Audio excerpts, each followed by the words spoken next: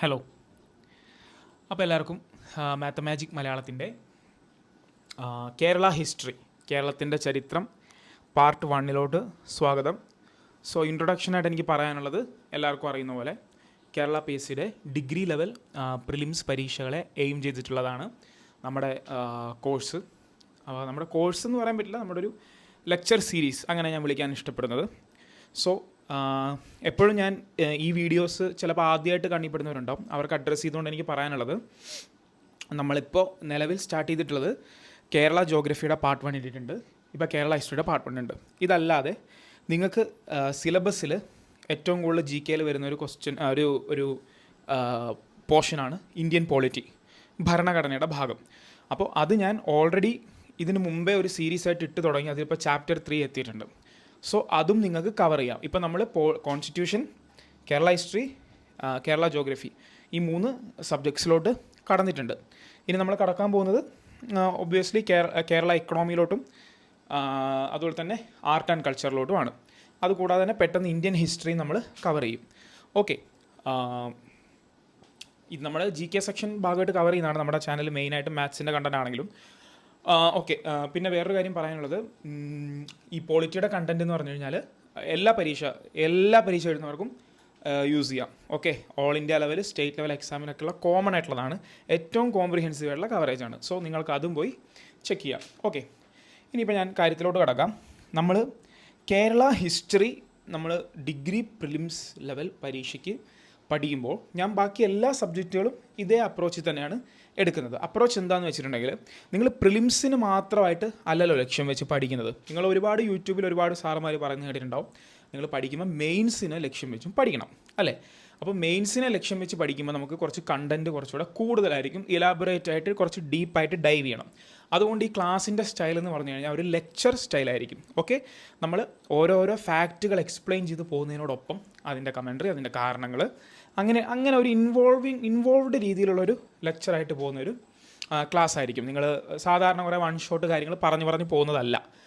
അത് വളരെ സമയമെടുത്ത് വളരെ ഡീറ്റെയിൽഡ് ആയിട്ട് പോകുന്ന ക്ലാസ് ആയിരിക്കും. സോ ഒരു ക്ലാസ്സിൽ തന്നെ നിങ്ങൾ ഒരുപാട് കണ്ടൻറ്റ് എക്സ്പെക്റ്റ് ചെയ്യരുത്, നമ്മളൊരു കണ്ടിന്യൂവേഷൻ പോലെ ഫോളോ ചെയ്യുന്നതാണ്.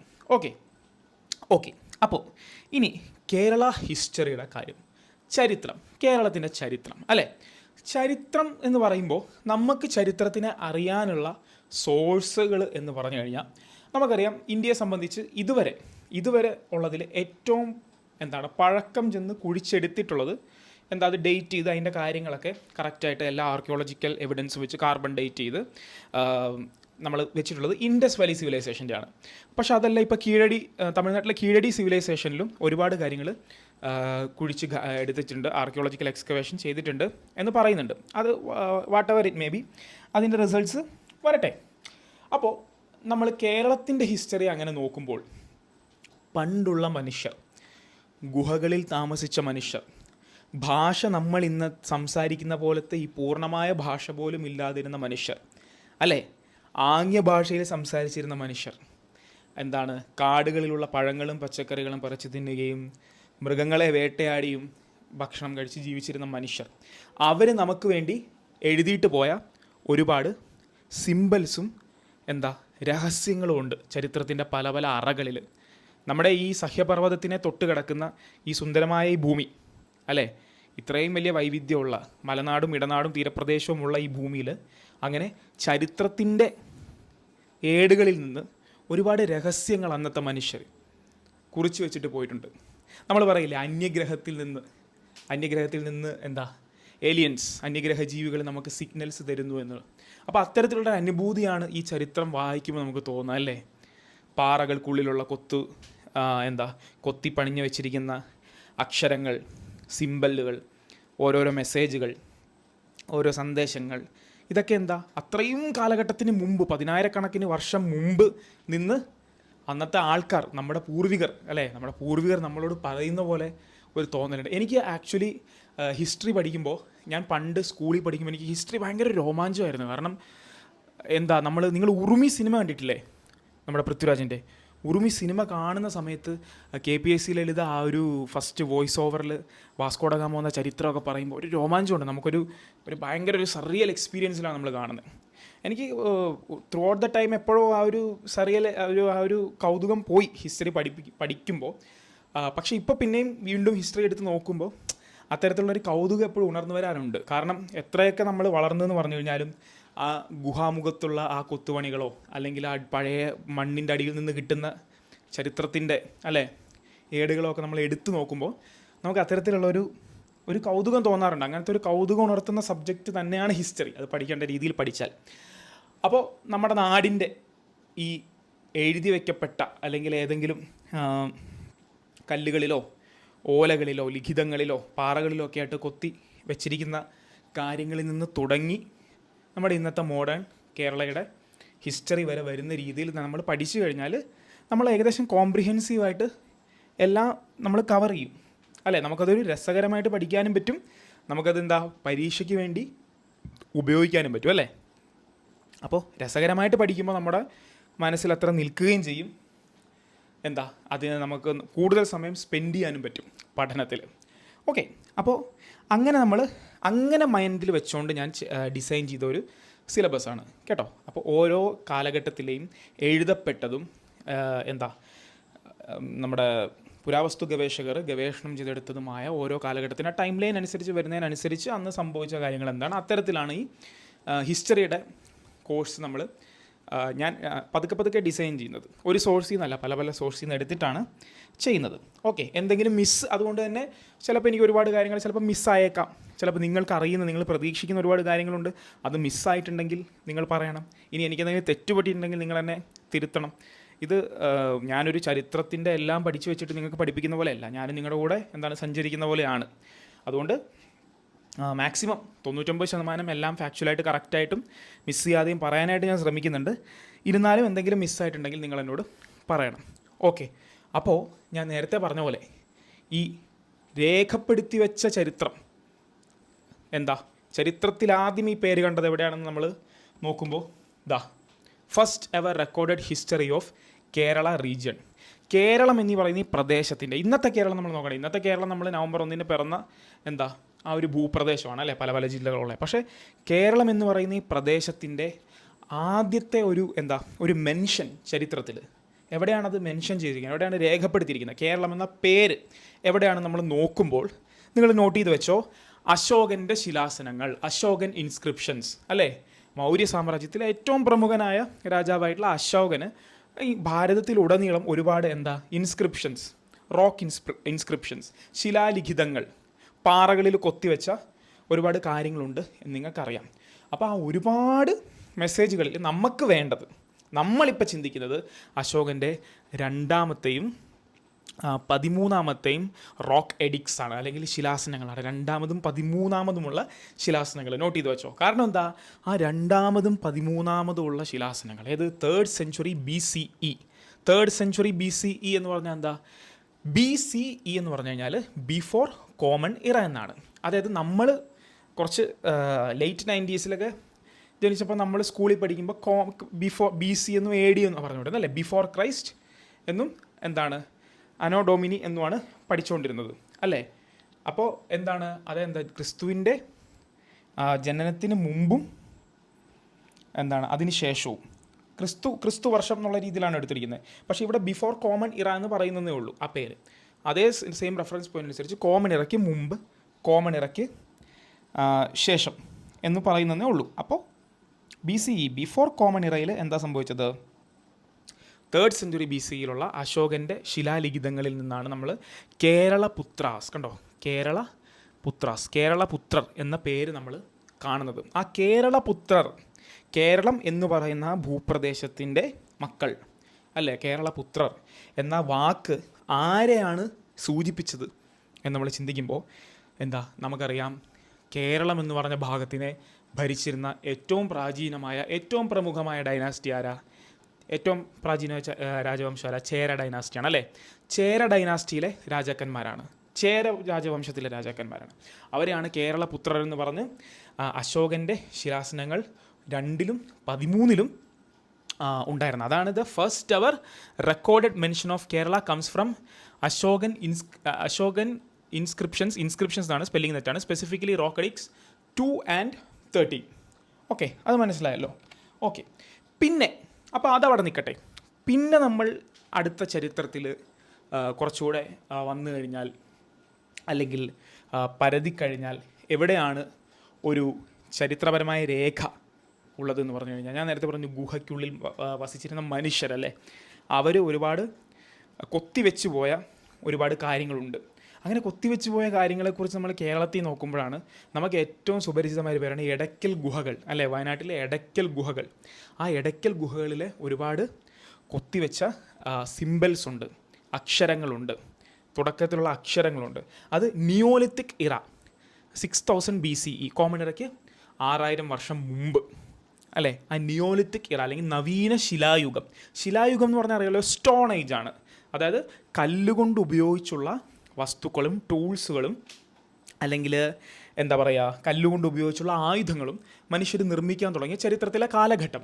അതെന്തുകൊണ്ടാണ് കല്ലുകൊണ്ട് ഉപയോഗിക്കുന്ന ആയുധങ്ങൾ നിർമ്മിക്കുക എന്ന് പറഞ്ഞു കഴിഞ്ഞാൽ, അപ്പോൾ എന്താ, മനുഷ്യനെ മറ്റു മൃഗങ്ങളിൽ നിന്നും ഒരുപാട് വൈൽഡ് ഫോഴ്സസിൽ നിന്നും സ്വയരക്ഷയ്ക്ക് വേണ്ടിയിട്ട് മനുഷ്യൻ തന്നെ കല്ലിനെയും അതുപോലുള്ള മറ്റുള്ള ടൂൾസിനെയും ചെത്തി മിനുക്കി മൂർച്ചയുള്ള ടൂൾസും അതുപോലെ തന്നെ എറിഞ്ഞു വീഴ്ത്താൻ പറ്റുന്ന ഒരുപാടായിട്ടുള്ള ടൂൾസും ആയുധങ്ങളും മനുഷ്യൻ തന്നെ ഡെവലപ്പ് ചെയ്തൊരു ടൈമാണ്. അതിൻ്റെ ഫൈനൽ സ്റ്റേജാണ് നവീന ശിലായുഗം, അതിൻ്റെ ഏറ്റവും ഫൈനൽ സ്റ്റേജ്. അപ്പോൾ ഏറ്റവും ഫൈനൽ സ്റ്റേജ് എന്ന് പറയുമ്പോൾ അതിൻ്റെ സിഗ്നിഫിക്കൻസ് എന്താണ്, അതിൻ്റെ ഇമ്പോർട്ടൻസ് എന്താണ്? ആ സമയത്ത് വന്നിട്ടുള്ള ടൂൾസ്, ആ സമയത്ത് വന്നിട്ടുള്ള കാര്യങ്ങൾക്ക് കുറച്ചുകൂടെ സോഫിസ്റ്റിക്കേഷൻ, അതിൻ്റെ ഏറ്റവും ടെക്നോളജിക്കലി അഡ്വാൻസ്ഡ്, ടെക്നോളജിക്കലി എന്ന് ഉദ്ദേശിച്ച കല്ല് ആ ആയുധത്തിൻ്റെയാണ് പറഞ്ഞത്, മൂർച്ചയേറിയതായിരിക്കും, ഷേപ്പുള്ളതായിരിക്കും, കയ്യിൽ നന്നായിട്ട് പിടിക്കാൻ പറ്റുന്നതായിരിക്കും അല്ലേ.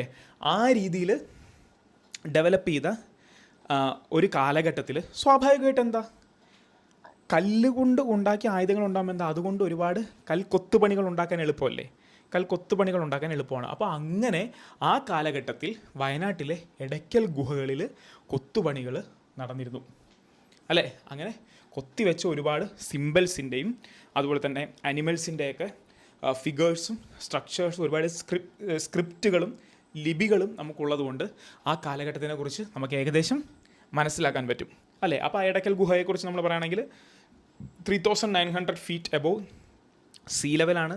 വയനാട്ടിലെ അമ്പുകുത്തി മലകളിലാണ് എടയ്ക്കൽ ഗുഹകൾ സ്ഥിതി ചെയ്യുന്നത്. അതുപോലെ തന്നെ എടയ്ക്കൽ ഗുഹയിൽ animals, human figures, symbols and writings, അപ്പോൾ ഇത്രയും കാര്യങ്ങളാണ്. മൃഗങ്ങളുടെ, അതുപോലെ തന്നെ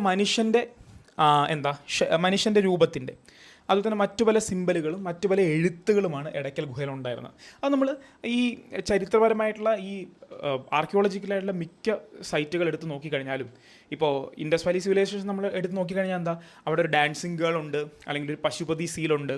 ഇത്തരത്തിലെന്താ മൃഗങ്ങളുടെ ഒരുപാട് ചിഹ്നങ്ങളുണ്ട് അല്ലേ. ഒരുപാട് മൃഗങ്ങൾ, അതിൽ കാള, പശു, അതുപോലെ തന്നെ ആന, ഇത്തരത്തിലുള്ള പ്രമുഖമായിട്ടുള്ള മൃഗങ്ങളുടെയൊക്കെ ചിത്രങ്ങളുണ്ട്. അപ്പോൾ ഇവിടെ അത് തന്നെ. അപ്പോൾ അത് നമ്മൾക്ക് ആ കാലഘട്ടത്തിനെ കുറിച്ചാണ് നമ്മൾ ഒരു ഗസ് തരുന്നത് അല്ലേ. അതുപോലെ തന്നെ ഇത് ഡിസ്കവർ ചെയ്ത് അദ്ദേഹത്തിൻ്റെ പേര് എഫ് ഫൗസെറ്റ് എന്നാണ് കേട്ടോ. എഫ് ഫൗസെറ്റാണ്. തമിഴ് ബ്രഹ്മി സ്ക്രിപ്റ്റിലാണ് അതുണ്ടായിരുന്നത്. ആദ്യത്തെ മലയാളത്തിൻ്റെ വട്ടെഴുത്തൊക്കെ വരുന്നതിന് മുമ്പുള്ള, മലയാളത്തിലോട്ടുള്ള ഒരു രൂപമാറ്റത്തിന് മുമ്പുള്ള സ്റ്റേജിൽ തമിഴ് ബ്രഹ്മി സ്ക്രിപ്റ്റിലാണ് അത് എഴുതിയിരുന്നത്. അപ്പോൾ എടയ്ക്കൽ ഗുഹ മനസ്സിലായല്ലോ. എടയ്ക്കൽ ഗുഹയെ സംബന്ധിച്ച് പറയുന്നത് 6000 BCE ആണ്. വയനാട്ടിലെ അമ്പുകുത്തി മലയിലാണ്. ഡിസ്കവേർഡ് ബൈ എഫ് ഫോസെറ്റാണ്. തമിഴ് ബ്രഹ്മി സ്ക്രിപ്റ്റിലാണ് അതിലെ വസ്തുതകൾ ഉള്ളത്. അപ്പോൾ അവിടെ അതുമുണ്ട്. ഓക്കെ, അപ്പോൾ ഇപ്പം നമ്മൾ ചരിത്രത്തിലുള്ള പ്രധാനപ്പെട്ട 2 ഇൻസ്റ്റൻസസിനെ കുറിച്ച് പഠിച്ചു. ഒന്നെന്ന് പറഞ്ഞു കഴിഞ്ഞാൽ 3rd century BCEയിലുള്ള അശോകൻ്റെ ശിലാസനങ്ങൾ. അതേതാ, റോക്കഡിക്സ് 2ഉം 13ഉം. അതിലെന്താ ഉണ്ടായിരുന്നത്, കേരളപുത്രർ എന്ന വാക്കുണ്ടായിരുന്നു. പിന്നെന്താ, 6000 BCEയിലുള്ള എടയ്ക്കൽ ഗുഹകളിലെ കൊത്തുപണികൾ. അപ്പോൾ ഈ എടയ്ക്കൽ ഗുഹകളിലെ കൊത്തുപണികളും അശോകൻ്റെ 2ഉം 13ഉം ശിലാസനങ്ങളും നമുക്ക് കേരളമായിട്ട് ബന്ധപ്പെടുത്തി പറയാമല്ലോ. ഓക്കെ, നമുക്കിനി അടുത്തതിലോട്ട് കിടക്കാം. പറഞ്ഞു കഴിഞ്ഞാൽ ദ്രവീഡിയൻ എമർജൻസ്, ദ്രാവിഡ സംസ്കാരത്തിൻ്റെ ഉത്ഭവം. നിങ്ങൾ എപ്പോഴും കേൾക്കാറുണ്ടല്ലേ, ദ്രാവിഡ സംസ്കാരം, ദ്രവീഡിയൻ, അല്ലെങ്കിൽ തമിഴ് രാഷ്ട്രീയം നിങ്ങൾ ഒരുപാട് ഒബ്സർവ് ചെയ്യുന്നുണ്ടെങ്കിൽ ദ്രവീഡിയ മുന്നേറ്റ കഴകം, അതാണല്ലേ DMKയുടെ ഫുൾ ഫോം. അപ്പോൾ ദ്രാവിഡ രാഷ്ട്രീയം എന്നുള്ളത് ഒരു ഐഡൻറ്റിറ്റി ആയിട്ട് ഉയർന്നു വന്നിട്ടുണ്ട്. എന്നാൽ ഇതിൻ്റെ ചരിത്രത്തിലോട്ട് നമ്മൾ നോക്കിക്കഴിഞ്ഞാൽ എൻ്റെ ഏറ്റവും വലിയൊരു വിരോധാഭാസം എന്ന് പറഞ്ഞാൽ ഈ ദ്രവീഡിയൻ അല്ലെങ്കിൽ ദ്രാവിഡ എന്ന് പറഞ്ഞ വാക്ക് തന്നെ ഒരു സംസ്കൃത വാക്കാണ്. അപ്പോൾ അത് എന്തിനെ സിഗ്നിഫൈ ചെയ്യിക്കുന്നതെന്ന് പറഞ്ഞു കഴിഞ്ഞാൽ, വടക്കൻ ഇന്ത്യയിൽ എന്താ ഋഗ്വേദ കാലഘട്ടത്തിൽ ഒരു പ്രത്യേകതരം ജീവിതം ഉയർന്നു വന്നില്ലേ? ഇൻഡോ ഗാംഗറ്റിക് പ്ലെയിൻസിൽ അല്ലേ, ഗംഗയുടെ സമതലങ്ങളിൽ ഒരു പ്രത്യേകതരം ജീവിതം വടക്കൻ ഇന്ത്യയിൽ ഉയർന്നു വന്നു ഋഗ്വേദ കാലഘട്ടത്തിൽ. പക്ഷെ അതിന് വിഭിന്നമായിട്ടൊരു സംസ്കാരവും പല രീതികളും പല ആചാര രീതികളും പല ഭാഷാ രീതികളും എന്താ തെക്കൻ ഇന്ത്യയിലും ഉയർന്നു വരുന്നുണ്ടായിരുന്നല്ലോ. അപ്പോൾ അതിനെ ഡിനോട്ട് ചെയ്യാനായിട്ടാണ് ആ ടേം, ആ ദ്രവീഡിയൻ എന്ന് പറയുന്ന ഒരു ടേം ഉദ്ദേശിക്കുന്നത്. ഇന്നും അതിൻ്റെ വ്യക്തമായ ഡെഫിനിഷൻ ലഭ്യമല്ലെങ്കിലും ഒരു പ്രഥമ ദൃഷ്ടി അത് നോക്കുമ്പോൾ എന്താ, അതൊരു ജോഗ്രഫിക്കലായിട്ടുള്ള ഡിസ്റ്റിങ്ഷനാണ്. തെക്കൻ ഇന്ത്യ, ദക്ഷിണേന്ത്യയിലെ സംസ്കാരം അത് ലിംഗ്വിസ്റ്റിക്കിനേക്കാളും ജോഗ്രഫിക്കാണ്. കാരണം എന്താ, ലിംഗ്വിസ്റ്റിക് എന്ന് എടുത്തു കഴിഞ്ഞാൽ അതിൻ്റെ ഉള്ളിൽ തന്നെ പല പല ഭാഷകളുണ്ട്. തമിഴുണ്ട്, മലയാളമുണ്ട്, കന്നഡ, ആന്ധ്ര, തെലുങ്ക് അല്ലേ. അതിൽ തമിഴാണ് ആദ്യത്തെ ഭാഷയെന്ന് പറഞ്ഞാലും ഇത് സ്റ്റിൽ വിഭിന്നമായ ഭാഷകളാണ്. അപ്പോൾ അതിനേക്കാൾ ഉപരി എന്താ, ജോഗ്രഫിക്കലായിട്ടുള്ള വ്യത്യാസങ്ങളുണ്ട് അല്ലേ. ആ ലിംഗ്വിസ്റ്റിക് ആയിട്ടുള്ള കാര്യങ്ങളും ഉണ്ട്, ഭാഷാപരമായിട്ടുള്ള വ്യത്യാസമുണ്ട്. അപ്പോൾ ആ ദ്രാവിഡ സംസ്കാരത്തിൻ്റെ ഉത്ഭവത്തിൻ്റെ ബൈ പ്രൊഡക്റ്റ് തന്നെയാണ് കേരളത്തിലെ സംസ്കാരവും. മനസ്സിലായത്? അതാണ് before 3000 years Dravidian speaking tribes and chiefdoms began to emerge in Kerala as well as in South India. Eventually, these groups advanced in culture and administration and evolved into kingdoms, the most prominent amongst them being the Chera, Chola and Pandyas, popularly known as the Moovendars. Okay, അപ്പോൾ ഈ ഋഗ്വേദ കാലഘട്ടത്തിൽ എങ്ങനെയാണോ എന്താണ് വടക്കൻ India അല്ലെങ്കിൽ ഭാരതത്തിൻ്റെ മറ്റു ഭാഗങ്ങളിൽ നിങ്ങൾ പഠിച്ചിട്ടുണ്ടാവും, ജനപദങ്ങൾ, മഹാജനപദങ്ങൾ അല്ലേ. ഒരു നാട്ടിലെ കുറച്ച് ആൾക്കാർ ഒരു ആൽമരത്തിൻ്റെ ചുറ്റും ഇരുന്ന് ഒരു ചെറിയ പഞ്ചായത്ത് കൂടും. അവർ പിന്നെ അടുത്ത ദേശം കൂടി അവർ വലുതാവും, പിന്നെ അതെല്ലാം കൂടെ ഒരു വലിയ ജനപദവും, പിന്നെ ഒരു മഹാജനപദം, അങ്ങനെ ഒരു രാജ്യമാവുമല്ലോ. അതേ സെയിം പ്രക്രിയ ഇവിടെ പല പല ഗ്രൂപ്പുകൾ ഉയർന്നു വന്നു, പല പല ചെറിയ ചീഫ്ഡംസ്, പല പല ചെറിയ ട്രൈബുകൾ അവർ ഉയർന്നു വന്ന് എൻ്റെ ഏറ്റവും അവസാനം ദക്ഷിണേന്ത്യയെക്കുറിച്ച് സംസാരിക്കുമ്പോൾ മൂന്ന് പ്രധാനപ്പെട്ട കിങ്ഡംസ്, ഡൈനാസ്റ്റികൾ, സാമ്രാജ്യങ്ങളാണ് വന്നത്. അതാണ് ചേര, ചോള, പാണ്ഡ്യ എന്ന് പറയുന്ന മൂവേന്ദർ. തമിഴിൽ മൂവേന്ദർ എന്ന് പറയും കേട്ടോ. തമിഴ് എന്ന് വെച്ചാൽ ഓൾഡ് തമിഴിൽ എല്ലാത്തിലും മൂവേന്ദർ എന്ന് തന്നെയാണ് പറയുന്നത്. അപ്പോൾ മൂവേന്ദർ എന്ന് പറഞ്ഞാൽ ചേര, ചോള, പാണ്ഡ്യ ഡൈനാസ്റ്റീസ് ഈ ദക്ഷിണേന്ത്യയിൽ ഉയർന്നു വന്നത്. ഇതിൽ തന്നെ ഈ കൊടി നിങ്ങൾ ശ്രദ്ധിച്ചാൽ മനസ്സിലാവും. ഈ കൊടിയിൽ നിങ്ങൾ പൊന്നിയിൻ സെൽവൻ സിനിമയെ കണ്ടിട്ടുണ്ടെങ്കിൽ പറയില്ലേ, പുലിയുടെ സിമ്പിൾ കണ്ടോ? കൊടിയിൽ പുലിയുടെ സിമ്പിൾ ഉള്ളതാണ് എന്താണ്, ചോള സാമ്രാജ്യം. തഞ്ചൈ തലസ്ഥാനമായിട്ടുള്ള ചോള സാമ്രാജ്യം. ഇതെന്താണ്, മത്സ്യമുള്ളത് എന്താ, പാണ്ഡ്യ സാമ്രാജ്യം. ഇതെന്താ, അമ്പും വില്ലുള്ളതാണ് നമ്മളെയും മറ്റു പല തമിഴ്നാടിൻ്റെ ഭാഗങ്ങളെയും ഭരിച്ചിരുന്ന ചേര സാമ്രാജ്യം. ആ ചേര സാമ്രാജ്യത്തിനെ കുറിച്ചാണ് നമ്മളിപ്പോൾ കൺസേൺഡ് ആയിട്ടുള്ളത്. കാരണം നമ്മൾ കേരളത്തിൻ്റെ ചരിത്രത്തിനെ കുറിച്ചാണ് പഠിക്കുന്നത്. അപ്പോൾ ഈ മൂവേന്ദരെക്കുറിച്ചും ഇവരുടെ ജോഗ്രഫിക്കൽ ഭരിക്കുന്ന ഏരിയയെക്കുറിച്ചും മനസ്സിലായല്ലോ. അപ്പോൾ കൂടുതൽ അതിനെക്കുറിച്ച് നമുക്ക് സംസാരിക്കാം. അപ്പോൾ നമ്മൾ സംസാരിക്കുന്നത് എന്തിനെക്കുറിച്ചാണ്? ചേര ഡൈനാസ്റ്റി, ചേര സാമ്രാജ്യത്തിനെ കുറിച്ചാണ്. നമ്മൾ സ്കൂളിൽ പഠിക്കുമ്പോഴൊക്കെ നമ്മൾ പറഞ്ഞിട്ടുണ്ട്, കേരളം എന്ന പേര് എങ്ങനെ വന്നതായിരിക്കും? ചേരന്മാർ ഭരിച്ചത് കൊണ്ട് ചേരളം എന്നുള്ള പേരിൽ നിന്ന് വന്നതായിരിക്കും, അല്ലെങ്കിൽ കേരവൃക്ഷങ്ങൾ തിങ്ങി നിറഞ്ഞതുകൊണ്ട് കേരളം എന്ന് വന്നതായിരിക്കും. അതും അല്ലെങ്കിൽ എന്താണ്, ഈ കേരവൃക്ഷത്തിൻ്റെ സംസ്കൃത പേര് നാളികേരം എന്നാണല്ലോ. ആ നാളികേരം എന്നുള്ളതിൽ നിന്ന് കേരം ഒന്ന് കേരളമായതായിരിക്കും. അല്ലെങ്കിൽ ഭാഷയുടെ പേര് മലയാളം എന്നാണ്. മലയുടെ അപ്പുറത്തുള്ള ഭാഗങ്ങളിൽ വന്ന ഭാഷ അല്ലെങ്കിൽ ഭൂപ്രകൃതി, അത് സംസാരിക്കുന്ന ആൾക്കാർ എന്ന രീതിയിലൊക്കെ ആയിരിക്കുമെന്ന് നമ്മൾ പറയും. എന്താണെങ്കിലും പ്രത്യക്ഷത്തിൽ ചേര എന്ന പേര് കേരളത്തിൻ്റെ ചരിത്രമായിട്ട് വളരെ വളരെ വളരെ വളരെ അടുത്ത് നിൽക്കുന്ന പേരാണ് അല്ലേ, വളരെ അടുത്ത് നിൽക്കുന്ന പേരാണ്. അപ്പോൾ ഈ ഞാൻ നേരത്തെ നിങ്ങളോട് പറഞ്ഞിട്ടുണ്ടായിരുന്നു, നമുക്ക് ചരിത്രം എന്ന് പറഞ്ഞു കഴിഞ്ഞാൽ എഴുതി വെച്ചത് എവിടെ നിന്നാണോ കിട്ടുന്നത് അതാണ് ഇമ്പോർട്ടൻറ്റ്. അപ്പോൾ ചേര സാമ്രാജ്യത്തിനെ കുറിച്ചൊക്കെ ഉള്ള നമ്മുടെ ഡീറ്റെയിൽസ് മെയിനായിട്ട് നമുക്ക് കിട്ടുന്നതെന്ന് പറഞ്ഞു കഴിഞ്ഞാൽ അത് സംഘ കാലഘട്ടം ആയതുകൊണ്ടാണ്, സംഘം ഏജ് ആയതുകൊണ്ടാണ്. മനസ്സിലായോ?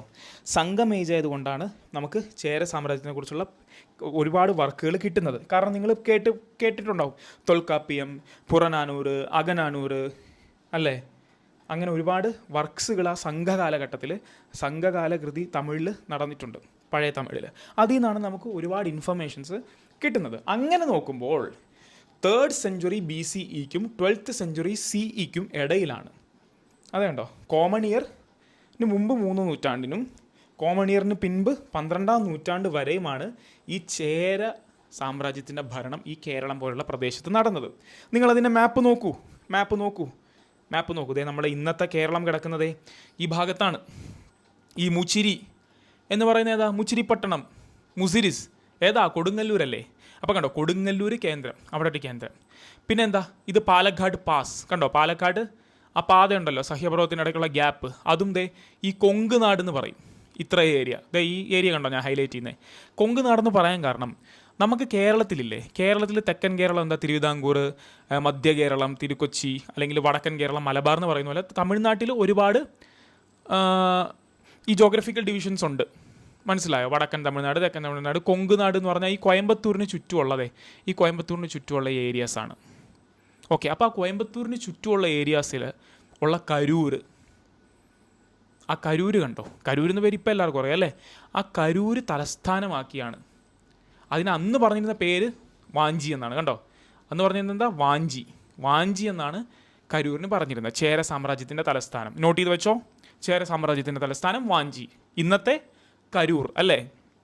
അതുമാത്രമല്ല, നമുക്കറിയാം നമ്മുടെ മുസിരിസ് കൊടുങ്ങല്ലൂർ, കേരളത്തിൻ്റെ ചരിത്രത്തിലെ ഏറ്റവും വലിയ പ്രാധാന്യമുള്ള തുറമുഖം മുസിരിസ്. കേരളത്തിലോട്ട് ഒരുപാട് സംസ്കാരങ്ങൾ അല്ലേ, യൂറോപ്യനും മറ്റും പലതും ഒഴുകി വന്നത് ഈ മുസിരിസിലൂടെയാണ്. നമ്മളിന്ന് കാണുന്ന ഓറിയൻ്റൽ സംസ്കാരം മുഴുവൻ കേരളത്തിൽ വന്നത് ഈ മുസിരിസിലൂടെയുള്ള ട്രേഡിലൂടെയാണ്. അപ്പോൾ ആ മുസിരിസ് തുറമുഖം അത്രയും ഭാഗം എന്താ ചേരന്മാർ ഭരിച്ചിരുന്നു. അപ്പോൾ ഇതാണ് ആ ജോഗ്രഫിക്കൽ റീജിയൻ, നിങ്ങൾക്ക് മനസ്സിലായല്ലോ. അപ്പോൾ ക്യാപിറ്റൽ വാഞ്ചി, പഴയ കരൂർ. പോർട്സ് എന്ന് പറഞ്ഞു കഴിഞ്ഞാൽ മുസിരിസും. പിന്നെ ഈ ഒരു പേര് ഭയങ്കര ഒരു മിസ്റ്ററിയാണ്, തൊണ്ടി എന്ന് പറഞ്ഞ പേര് മിസ്റ്ററിയാണ്. തൊണ്ടി മുതൽ കാണുന്നില്ല എന്നൊക്കെ പറഞ്ഞ പോലെ ആയിപ്പോയി അല്ലേ? കാരണം എന്താണെന്നറിയോ, പലർക്കും ഉള്ളൊരു സംശയമാണ്, ഈ മുസിരിസ് എന്ന് പറഞ്ഞാൽ മാപ്പിൽ നോക്കിയാൽ കാണാം, പക്ഷേ ഈ തൊണ്ടി കാണുന്നില്ല.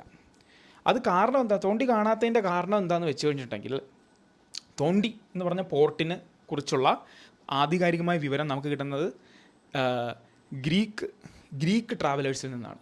ഗ്രീസിൽ നിന്ന് വന്ന യവനന്മാരിൽ നിന്നാണ് കിട്ടുന്നത്, ഗ്രീക്കോ റോമൻ ട്രാവലേഴ്സിൽ നിന്ന്.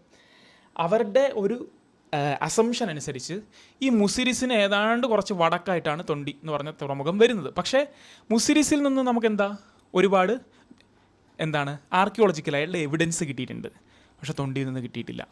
ഇതിൻ്റെ കാരണം എന്താണെന്ന് നിങ്ങൾക്ക് ഗസ് ചെയ്യാൻ പറ്റും. ഗസ് ചെയ്യണമെങ്കിൽ ജോഗ്രഫിയുടെ ഫസ്റ്റ് ലെക്ചർ പോയി കണ്ടാൽ മതി. അതിൽ എന്തുകൊണ്ടാണ് കൊടുങ്ങല്ലൂരൊക്കെ ഒരുപാട് ആർക്കിയോളജിക്കൽ എവിഡൻസ് ഉള്ളതെന്നും കുട്ടനാട് പോലുള്ള റീജിയൻസിൽ ആർക്കിയോളജിക്കൽ എവിഡൻസ് കുറവുള്ളത് എന്താണെന്നും ഞാൻ അതിനകത്ത് എക്സ്പ്ലെയിൻ ചെയ്തിട്ടുണ്ട്. അപ്പോൾ നിങ്ങൾക്കത് കണക്ട് ചെയ്യാൻ പറ്റും. കണ്ടോ, രണ്ട് സബ്ജക്റ്റുകൾ തമ്മിൽ കണക്ഷൻ വരുന്നുണ്ടോ? ജോഗ്രഫി ഹിസ്റ്ററി തമ്മിൽ ഒരു ഒബ്വിയസ്ലി കണക്ഷൻ വരുമല്ലോ. ഓക്കെ, അപ്പോൾ അതവിടെ നിൽക്കട്ടെ. അപ്പോൾ തൊണ്ടി എന്ന് പറഞ്ഞാൽ നമുക്കിപ്പോൾ കണ്ടുപിടിക്കാൻ പറ്റാത്ത ഒരു തുറമുഖവും മുസിരിസും ആണ് പ്രധാന പോർട്ടുകൾ ചേരന്മാരുടെ. പിന്നെ ഞാൻ നേരത്തെ എംബ്ലം പറഞ്ഞ പോലെ ബോ ആൻഡ് ആരോ, അമ്പും വില്ലുമാണ് ചേരന്മാരുടെ എംബ്ലം. അത് ഈ കൊടി മനസ്സിലൊന്ന് പതിപ്പിച്ച് വെച്ചോ. ഇതാണ് നമ്മുടെ പഴയ ചേരന്മാരുടെ കൊടി. അത് മനസ്സിൽ നിങ്ങൾ പതിപ്പിച്ച് വെച്ചാൽ മതി. ഓക്കെ, പിന്നെ പറയുന്നത് കേരളപുത്രർ എന്നും അറിയപ്പെടുന്നു.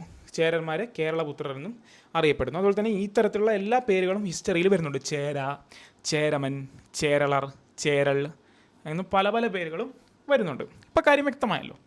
ഓക്കെ, ഇനി ഇപ്പം നമ്മൾ ആ സാമ്രാജ്യത്തിൻ്റെ ജോഗ്രഫി എന്താണ്, ഏത് ഭൂപ്രദേശത്താണ് ഈ സാമ്രാജ്യം നിലനിന്നിരുന്നത് അല്ലേ എന്ന് പറഞ്ഞു. അതിൻ്റെ പോർട്ടുകളെക്കുറിച്ച് പറഞ്ഞു. ഇനി ആ സാമ്രാജ്യത്തിൻ്റെ ആദ്യത്തെ രാജാവ്, ഒരു സ്ഥാപകനെക്കുറിച്ച് പറയണ്ടേ. അപ്പോൾ ആദ്യത്തെ രാജാവ് ചേര സാമ്രാജ്യത്തിന്, അതായത് ചേര സാമ്രാജ്യത്തിനെ തന്നെ നമ്മൾ രണ്ടായിട്ട് ഡിവൈഡ് ചെയ്തിട്ടുണ്ട്. ആദ്യ ചേര സാമ്രാജ്യം, പിൽക്കാല ചേര സാമ്രാജ്യം. അതിൻ്റെ കാരണങ്ങൾ എന്താണെന്ന് ഞാൻ പറഞ്ഞുതരാം, ലെക്ചറിൻ്റെ അവസാനം പറഞ്ഞുതരാം. അപ്പോൾ ഈ ആദ്യ ചേര സാമ്രാജ്യത്തിൻ്റെ ഏറ്റവും ഫസ്റ്റ് ഇപ്പോൾ നമ്മൾ കണ്ട ചേര സാമ്രാജ്യത്തിൻ്റെ സ്ഥാപകൻ എന്ന് പറഞ്ഞാൽ ഉദിയൻ ചേരലാതനാണ്. എന്താണ് പേര്? ഉദിയൻ ചേരലാതൻ. ചേര സാമ്രാജ്യത്തിൻ്റെ എഴുതിക്കോ, Udiyan Cheralathan is considered to be the first ever king of the Chera dynasty. Chera സാമ്രാജ്യത്തിൻ്റെ ആദ്യത്തെ ഭരണാധികാരി എന്ന് കരുതപ്പെടുന്ന ആളാണ് ഉദിയൻ ചേരലാതൻ. ഓക്കെ, ഇനി കുറച്ച് രസകരമായ കാര്യങ്ങൾ പറഞ്ഞുതരാം. അദ്ദേഹത്തിൻ്റെ പേര് ശ്രദ്ധിക്കൂ. വാനവരമ്പൻ, പെരുഞ്ചോട്ടുദിയൻ എന്നീ പേരുകളിലും ചരിത്രത്തിൽ അറിയപ്പെടുന്നു. ഇപ്പോൾ നിങ്ങൾ വിചാരിക്കും വാനവരമ്പൻ എന്നുള്ളത് ഞാൻ വാനവറമ്പൻ എന്ന് പ്രൊനൗൺസ് ചെയ്ത് എന്താണെന്ന്. കാരണം ആക്ച്വലി ഈ വാനവരമ്പൻ എന്നുള്ള പേര് പഴയ തമിഴ് പേര് എന്നുള്ളതാണ്. മനസ്സിലായോ? ആ പേര് നോക്കിയാൽ നിങ്ങൾക്ക് അതിൻ്റെ അർത്ഥം മനസ്സിലാവും. വാനം എന്ന് പറഞ്ഞാൽ ആകാശം, അല്ലേ? വാനം എന്ന് പറഞ്ഞാൽ ആകാശം, വരമ്പ് എന്ന് പറഞ്ഞാൽ എന്താ? അതിര്. അപ്പോൾ ആകാശം അതിരായിട്ടുള്ളവൻ. നമ്മളിന്ന് ഇംഗ്ലീഷിൽ വളരെ സ്റ്റൈലായിട്ട് പറയില്ലേ, എന്ത്, sky is the limit for me എന്നൊക്കെ പറയില്ലേ? അതുപോലെ അത് അദ്ദേഹത്തിനെ പുകഴ്ത്തി പറയുന്നതാണ്. ഒരു അന്നെന്നൊക്കെ പറഞ്ഞാൽ പുകഴ്ത്തൽ. കാരണം രാജാവ് എന്ന് പറഞ്ഞു കഴിഞ്ഞാൽ ദൈവത്തിനേക്കാൾ മേളിലുള്ള ഒരു സ്ഥാനത്തിലാണ്, ഒരു പെഡസ്റ്റലാണ് ജനങ്ങൾ കൊണ്ടുവച്ചിട്ട് കാണുന്നത്. അപ്പോൾ വാനവരമ്പനാണ് ഉദയൻ ചേരലാതൻ, അല്ലേ? ഏറ്റവും ആദ്യത്തെ ആളെ വാനവരമ്പൻ എന്നാണ് വിളിക്കുന്നത്. അപ്പോൾ നിങ്ങൾക്ക് വേണമെങ്കിൽ ഇത് ഓർമ്മിക്കാനായിട്ട് പെട്ടെന്ന് എല്ലാവരും ട്രിക്കുകൾ പറയല്ലോ, നെമോണിക്സ് ഒക്കെ പോലെ. അതുപോലെ തന്നെ ഞാൻ പറഞ്ഞാൽ ആദ്യത്തെ ചേര രാജാവ് ആകാശത്ത് നിന്ന് പൊട്ടി വീണതാണ്, മനസ്സിലായി? അപ്പോൾ വാനവരമ്പൻ, ആകാശത്ത് നിന്ന് പൊട്ടി വീണവൻ, വാനവരമ്പൻ എന്ന് ഓർക്കാലോ. അതുപോലെ തന്നെ അടുത്ത പേര് പെരുഞ്ചോറ്റുതിയൻ. ഇത് പഠിക്കാനായിട്ട് നിങ്ങൾ ട്രിക്കൊന്നും ഓർക്കണ്ട. ഇതിനായിട്ട് ബന്ധപ്പെട്ടൊരു മിത്തുണ്ട്. മിത്തെന്ന് പറഞ്ഞാൽ ഐതിഹ്യമുണ്ട്. ഐതിഹ്യം എന്താണെന്ന് വെച്ച് കഴിഞ്ഞാൽ മഹാഭാരത യുദ്ധത്തിൽ ഉദയൻ ചേരലാതൻ പങ്കെടുത്തു എന്നും അവിടെ വെച്ച് പങ്കെടുത്ത ആൾക്കാർക്ക് എന്താ ഒരു വലിയൊരു മൃഷ്ടാന്ന ഭോജനം അദ്ദേഹം നൽകി, അതിൻ്റെ ആതിഥ്യത്വം അരുളി എന്നുമാണ്.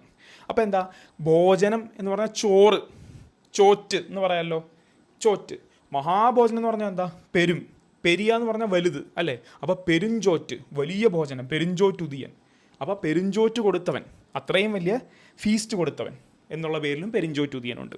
അപ്പോൾ ഈ രണ്ടുപേരും ഓർത്തല്ലോ. മാനത്തുനിന്ന് പൊട്ടി വീണവനായതുകൊണ്ട് വാനവരമ്പൻ, എന്താ, ചേര സാമ്രാജ്യത്തിൻ്റെ ഏറ്റവും ആദ്യത്തെ രാജാവ് ആരാ? ഉദയൻ ചേരലാതൻ. അതുപോലെ തന്നെ പെരുഞ്ചോറ്റുതിയൻ ഇത്രയും വലിയ ഒരു മീൽസ്, ഇത്രയും വലിയൊരു ട്രീറ്റ് കൊടുത്ത ആളാണ് മഹാഭാരതത്തിൽ യുദ്ധത്തിൽ പങ്കെടുത്ത് ക്ഷീണിച്ച് നിന്നവർക്ക്. അതുകൊണ്ട് പെരുഞ്ചോറ്റുതിയൻ. ഇപ്പോൾ ഈ രണ്ട് പേരുകളും ലോക്കായില്ല മൈൻഡിൽ. ഓക്കെ, അതാണ് പറയുന്നത്. He was also known by the names Vanavaramban and Perunchottuthiyan. പിന്നെ വേറൊരു പ്രധാനപ്പെട്ട കാരണം ഭയങ്കര യുണീക്കാണ്. കുട്ടനാട് എന്ന് പറഞ്ഞ പ്രദേശത്തിനെ നമ്മൾ ഇന്ന് മൈൻഡിൽ കാണുന്നത് എങ്ങനെയാണ്? കേരളത്തിൻ്റെ നെല്ലറ, ബാക്ക് വാട്ടേഴ്സ്, അല്ലെങ്കിൽ ടൂറിസ്റ്റുകൾ വരുന്ന സ്ഥലം, വെള്ളം കയറുന്ന സ്ഥലം, സമുദ്രനിരപ്പിനും കീഴെയുള്ള സ്ഥലം എന്നൊക്കെയാണ്. പക്ഷേ കുട്ടനാടെന്ന് പറഞ്ഞാൽ ഈ ചേര സാമ്രാജ്യത്തിൻ്റെ തലസ്ഥാനമായിരുന്നു. നിങ്ങൾ ആലോചിച്ച് നോക്ക്. അപ്പോൾ ഉദയൻ ചേരലാതൻ മാനത്തുനിന്ന് പൊട്ടി വീണ് ചേര സാമ്രാജ്യം ഉണ്ടാക്കിയപ്പോൾ അതിൻ്റെ തലസ്ഥാനമായി നിന്നത് കുട്ടനാട്ടിലെ കുഴുമൂർ എന്ന സ്ഥലമാണ്. ഇന്ന് അതിനെ പറയുന്നത് കുഴൂറാണ്, മനസ്സിലായോ? കുട്ടനാട്ടിലെ കുഴുമൂർ, ഇന്നത്തെ കുഴൂറാണ് ഇദ്ദേഹത്തിൻ്റെ രാജ്യ തലസ്ഥാനം. അപ്പോൾ ആദ്യ ചേര സാമ്രാജ്യം നിർമ്മിച്ചത് ഉദയൻ ചേരലാതനാണ്. അദ്ദേഹത്തിനെ വാനവരമ്പൻ എന്ന് വിളിക്കും. അതുകൊണ്ട് തന്നെ മാനത്തുനിന്ന് വന്ന് ചേര സാമ്രാജ്യം നിർമ്മിച്ച വാനവരമ്പൻ. അതുമാത്രമല്ല, മഹാഭാരതത്തിൽ എല്ലാവർക്കും അത്രയും വലിയ മൃഷ്ടാന്ന ഭോജനം കൊടുത്ത പെരുഞ്ചോറ്റുതിയൻ, അല്ലേ? അദ്ദേഹത്തിൻ്റെ തലസ്ഥാനം എന്ന് പറഞ്ഞു കഴിഞ്ഞാൽ കുട്ടനാടിലെ കുഴുമൂറാണ്, ഇന്നത്തെ കുഴൂർ. ഓക്കെ ആയല്ലോ? ഓക്കെ. അതുപോലെ തന്നെ മറ്റൊരു കാര്യം, it is said that he was defeated in a battle with the Chola king Karikala Chola in 130 AD and then committed suicide. അഭിമാനിയാണ്, മനസ്സിലായോ? 130 AD അദ്ദേഹം ചോള രാജാവായ കരികാല ചോളൻ എല്ലാവർക്കും അറിയാം, അല്ലേ? കരികാല ചോളനുമായിട്ട് യുദ്ധം നടത്തുകയും അതിൽ പരാജയപ്പെടുകയും ചെയ്തു. തുടർന്ന് അദ്ദേഹം സൂയിസൈഡ് ചെയ്തു, ആത്മഹത്യ ചെയ്തതായിട്ടാണ് പറയപ്പെടുന്നത്. അപ്പോൾ ഈ ഒരു യുദ്ധത്തിനെ ബാറ്റിൽ ഓഫ് വെന്നി യുദ്ധം എന്നാണ് ഇത് അറിയപ്പെടുന്നത്. അപ്പോൾ ഇത് ഓർമ്മിക്കാനായിട്ട് എന്താ എളുപ്പം ഒരു ഇത്? കരികാല ചോളനുമായിട്ട് 130 AD ഉദയൻ ചേരലാതൻ യുദ്ധം ചെയ്തു. അതിൽ വെന്നിക്കൊടി പറപ്പിച്ചതാരാ? കരികാല ചോളൻ തന്നെ. അതിൽ ആത്മാഹുതി ചെയ്തത് ഉദയൻ ചേരലാതൻ. വാനവരമ്പൻ എന്ന് പുകഴ്ത്തിപ്പാടിയ ഉദയൻ ചേരലാതൻ അങ്ങനെ ആത്മഹത്യ ചെയ്തു, അല്ലേ? 130 AD നടന്ന ബാറ്റിൽ ഓഫ് വെന്നിയിൽ. ഓക്കെ, അപ്പോൾ അതാണ് അദ്ദേഹത്തിൻ്റെ ഒരു വളരെ ഷോർട്ടായിട്ടുള്ളൊരു ചരിത്രം. അതുപോലെ തന്നെ മറ്റൊരു കാര്യം പറയുന്നത്, ports like Muziris thrived as significant trading centers and center of cultural exchange with foreign lands. അത് ഞാൻ പറഞ്ഞല്ലോ നേരത്തെ, നമ്മൾ വളരെ പ്രധാനമായിട്ടും ചിന്തിക്കേണ്ട ഒരു കാര്യമാണ് മുസിരിപ്പട്ടണം, അല്ലെങ്കിൽ ഇന്നത്തെ കൊടുങ്ങല്ലൂർ പോലെയുള്ള തുറമുഖങ്ങൾ വഴി കൾച്ചറായിട്ടുള്ള ഒരുപാട് എക്സ്ചേഞ്ചുകൾ അത് അന്ന് അവിടുന്ന് കണ്ടെടുത്തിട്ടുള്ള ഈ റോമൻ ഗ്രീക്ക് നാണയങ്ങൾ, അല്ലെങ്കിൽ മറ്റ് സ്ഥലങ്ങളിൽ നിന്നുള്ള പാത്രങ്ങൾ, ഇത്തരത്തിലുള്ള സെറാമിക്സ്, ഇതുപോലുള്ള ഒരുപാട് എവിഡൻസുകൾ നമ്മൾ നോക്കിക്കഴിഞ്ഞു കഴിഞ്ഞാൽ നമുക്കത് മനസ്സിലാവും. അപ്പോൾ മുസിരിസിൻ്റെ ഒരു പ്രാധാന്യം നിങ്ങൾക്ക് മനസ്സിലായോ? അതായത് നിങ്ങൾ ആ ജോഗ്രഫിക്കൽ എക്സ്റ്റെൻറ്റ് നോക്കി. ഇന്ന് കുട്ടനാടുള്ളവർക്കും കൊടുങ്ങല്ലൂരുള്ളവർക്കും ആ ദൂരം അറിയാം, അല്ലേ? അപ്പോൾ കുട്ടനാട് തലസ്ഥാനം, അല്ലേ? കുട്ടനാടുള്ളൊരു സ്ഥലം തലസ്ഥാനമായി വെച്ചുകൊണ്ട് നമ്മുടെ മുസിരിസ്, കൊടുങ്ങല്ലൂർ പോലൊരു പോർട്ടിലൂടെ എല്ലാ തരത്തിലുള്ള ഇപ്പോൾ കുരുമുളകോ ബാക്കിയുള്ള സ്പൈസസോ ഇതൊക്കെ അങ്ങോട്ടും ഇങ്ങോട്ടും കയറ്റുമതി ഇറക്കുമതി ഒക്കെ നടക്കുന്ന ഒരു മേഖല. അപ്പോൾ ഒന്ന് ആലോചിച്ച് നോക്കൂ, ഈ കുരുമുളകും അങ്ങനെയുള്ള കാര്യങ്ങളൊക്കെ അത് കൃഷി പ്രദേശങ്ങളിൽ നിന്ന് വരുന്നതും ഈ ചേര സാമ്രാജ്യത്തിൻ്റെ തലസ്ഥാനം ഇവിടെ, അതിൻ്റെ തുറമുഖം അവിടെ. അപ്പോൾ ഇതിൻ്റെ ഒരു എക്സ്പാൻസ് നിങ്ങൾ ആലോചിച്ച് നോക്കും. അപ്പോൾ വളരെ സമഗ്രമായ വളരെ ശക്തവത്തായ ഒരു ഭരണം നിലനിന്നിരുന്നു എന്നുള്ളത് സത്യമാണെങ്കിൽ കൂടിയും 130 AD അദ്ദേഹം ഏത് ബാറ്റിലാണ് മരണപ്പെട്ടത്? ബാറ്റിൽ ഓഫ് വെന്നീർ കരികാല ചോലനോട് തോറ്റു. ചരിത്രത്തിൽ കറക്റ്റായിട്ട് അതിൻ്റെ ആത്മവിഷമത്തിലാണോ അല്ല എന്നും പറഞ്ഞാൽ അദ്ദേഹം ആത്മഹത്യ ചെയ്തതായിട്ടാണ് പറയുന്നത്. നമുക്കൊന്നും ക്ലിയറായിട്ട് ഉറപ്പിച്ച് പറയാൻ പറ്റില്ലല്ലോ. ഓക്കെ, അപ്പോൾ അതാണ് ഉദയൻ ചേരലാതൻ്റെ കാര്യം. അതിനുശേഷം വരുന്ന ഏറ്റവും പ്രധാനപ്പെട്ട ചേര രാജാവാണ് നെടും ചേരലാതൻ, ഇമയവരമ്പൻ. കണ്ടോ, നെടും ചേരലാതൻ, ഇമയവരമ്പൻ. അതിൻ്റെ കാര്യം എന്താണെന്ന് പറഞ്ഞുതരാം. സംഘകാല കൃതിയായ പതിറ്റുപത്തിലെ 2ാം പത്തിലെ നായകനാണ് ഇദ്ദേഹം. അപ്പോൾ ഈ പതിറ്റുപത്തിൽ കുറേ ഇങ്ങനെ 10 ഭാഗങ്ങളായിട്ട് ഡിവൈഡ് ചെയ്തിട്ടുണ്ട്. അതിൽ ഓരോരോ രാജാക്കന്മാരെ പുകഴ്ത്തിക്കൊണ്ടും അവരുടെ കാര്യങ്ങൾ പറഞ്ഞുകൊണ്ടുള്ള കൃതികളാണ്. അതിൽ 2ാമത്തെ 10 പറഞ്ഞിരിക്കുന്ന ആളാണ് ആര്? നെടും ചേരലാതൻ. അപ്പോൾ ആദ്യത്തെ ചേരലാതൻ ഉദയൻ ചേരലാതൻ വാനവരമ്പനാണെങ്കിൽ ഇദ്ദേഹം ഇമയവരമ്പനാണ്. മനസ്സിലായോ? അദ്ദേഹം ഇമയവരമ്പനാവാനുള്ള കാരണം, നിങ്ങൾ ഈ തമിഴ് പാട്ട് കേട്ടിട്ടില്ലേ? അർജുനർ വില്ല് ഹരിചന്ദ്ര സൊല്ല്, വിജയുടെ പാട്ട്. അതിലൊരു വരി വരുമല്ലോ, ഇമയത്തെ വെല്ല് എന്ന് പറഞ്ഞു കഴിഞ്ഞാൽ ഇമയം എന്ന് പറഞ്ഞാൽ ഹിമാലയമാണ് തമിഴിൽ. മനസ്സിലായോ?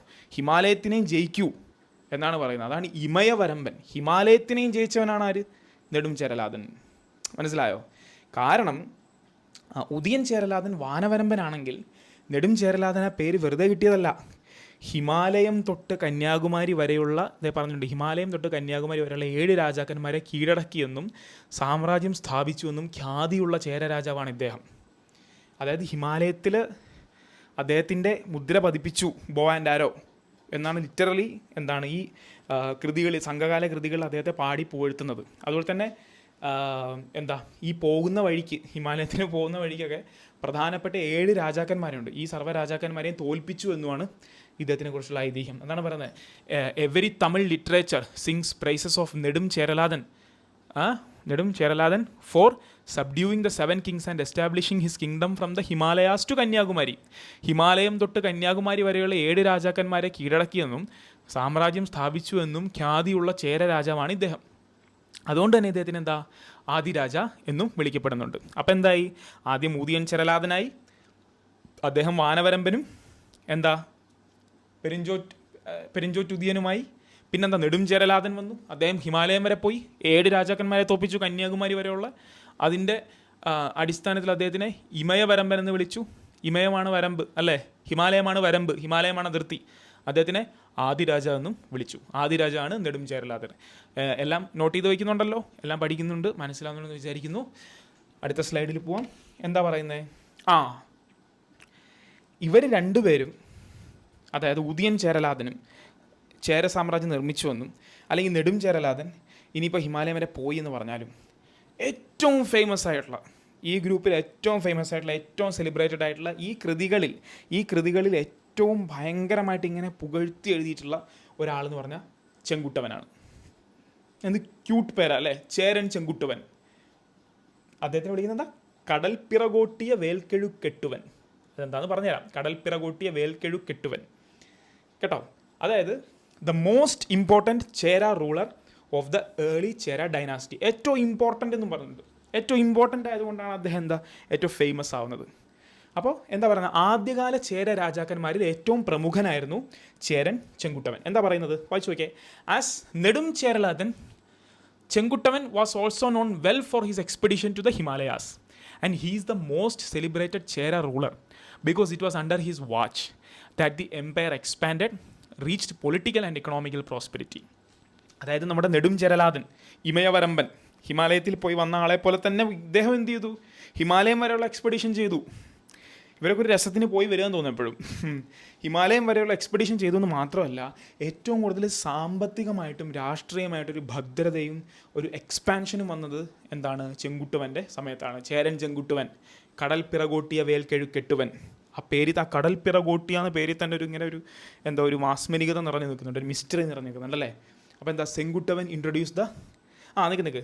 അപ്പോൾ മറ്റൊരു കാര്യം, ഈ കൊടുങ്ങല്ലൂരിൽ പത്തിനി പ്രതിഷ്ഠ, ഇതും നോട്ട് ചെയ്ത് വെച്ചോ. ഈ ഏറ്റവും ഫേമസ് ആയിട്ടുള്ള ചേരൻ ചെങ്കുട്ടുവൻ അഥവാ കടൽ പിറകോട്ടിയ വേൽക്കെഴു കെട്ടുവൻ്റെ പേരിൽ കൊടുങ്ങല്ലൂരിലെ പത്തിനി പ്രതിഷ്ഠ കൂടെ നമ്മൾ ക്രെഡിറ്റ് ചെയ്യണം. ഈ പത്തിനി എന്ന് പറഞ്ഞ വേർഡ് കണ്ടിട്ട് നിങ്ങൾ കൺഫ്യൂസ്ഡ് ആവേണ്ട. കാരണം പത്നി എന്ന് പറഞ്ഞ മലയാളം വേർഡ് ഉണ്ടല്ലോ, ഉത്തമയായ പത്നി. തമിഴിൽ ചില വേർഡ് നമ്മൾ എഴുതുമ്പോൾ തമിഴിൽ 2 തായ് ഇങ്ങനെ അടുപ്പിച്ചിട്ട് എഴുതാം. അപ്പോൾ പത്തിനി എന്ന് എഴുതും. ആ പത്നി തന്നെയാണ് ഈ പത്നി. അത് നിങ്ങൾ കൺഫ്യൂസ് ചെയ്യണ്ട. ഏതാണ് പത്നി എന്ന് ചോദിച്ചു കഴിഞ്ഞാൽ ചിലപ്പതികാരത്തിലെ ഏറ്റവും വലിയ പത്നി ആരാ? ഏറ്റവും വലിയ യോഗ്യതയുള്ള ഭാര്യയായിട്ട് ആരാ പറഞ്ഞാൽ കണ്ണകി. കാരണം എന്താ? തൻ്റെ ഭർത്താവിനെ കാണാത്തതിൽ എന്താ ഒരു രാജ്യത്തിനോട് തന്നെയുള്ള പ്രതികാരം, അത് മധുരാപുരി എരിച്ചു തീർത്ത ആളാണ് കണ്ണകി ചിലപ്പതികാരത്തിൽ. അങ്ങനെയുള്ള കണ്ണകി ആരാണ്? ഉത്തമ പത്നിയാണ്. ആ പത്നിയുടെ പ്രതിഷ്ഠ എന്താ കൊടുങ്ങല്ലൂർ നടത്തിയതും ചേരൻ ചെങ്കുട്ടുവനാണ്. കടൽപ്പിറകോട്ടിയ വേൽക്കെഴുകെട്ടുവനാണ്. മനസ്സിലായി? ഇനി കടൽപ്പിറകോട്ടിയ വേൽക്കെഴുകെട്ടുവൻ എന്ന് പറഞ്ഞ പേരിൻ്റെ കാര്യത്തിലുള്ള കാരണവും ഞാൻ പറഞ്ഞുതരാം. അതായത് ഇദ്ദേഹത്തിൻ്റെ ഒരു സഹോദരനുണ്ട്, അതായത് ചേരൻ ചെങ്കുട്ടുവൻ്റെ സഹോദരൻ. ആ സഹോദരൻ്റെ പേരാണ് എന്താ? ഇളങ്കോ അടികൾ. കണ്ടോ, ചുമപ്പിൽ വെച്ചിട്ടുണ്ട് ഞാൻ. ചേരൻ ചെങ്കുട്ടുവൻ്റെ സഹോദരൻ്റെ പേരാണ് ഇളങ്കോ അടികൾ. അപ്പോൾ ഇളങ്കോ അടികൾ ഈ സംഘകാല എപ്പിക് പോയമായിട്ടുള്ള ചിലപ്പതികാരം, അദ്ദേഹമാണല്ലോ എഴുതിയത്. ചിലപ്പതികാരം എഴുതിയത് ഇളങ്കോ അടികളാണ്. കണ്ണകിയെക്കുറിച്ച് പറയുന്ന, കണ്ണകിയും കോലനെയും കുറിച്ച് പറയുന്ന ചിലപ്പതികാരം എഴുതിയത് ഇളങ്കോ അടികളാണ്. ആ ഇളങ്കോ അടികൾ ചേരൻ ചെങ്കുട്ടുവൻ്റെ സഹോദരനാണ്. അതിൽ ചെങ്കുട്ടുവനെ കുറിച്ച് പറയുന്നുണ്ട്. ഇനി അത് മാത്രമല്ല, ഈ കടൽ പിറകോട്ടിയ വേൽക്കെഴുകെട്ടുവൻ എന്ന് വന്നതിൻ്റെ വലിയൊരു രസകരമായ കാര്യമുണ്ട്. അത് നിങ്ങളിവിടെ വായിക്കും. എന്താണ്? Poet Paranar praises the Chera ruler Chenkuttavan for his maritime prowess. Kuttuvan not finding an enemy worthy to fight with became angry with martial might besieged the sea and with magnificent spear drove back the sea whose wave rose high.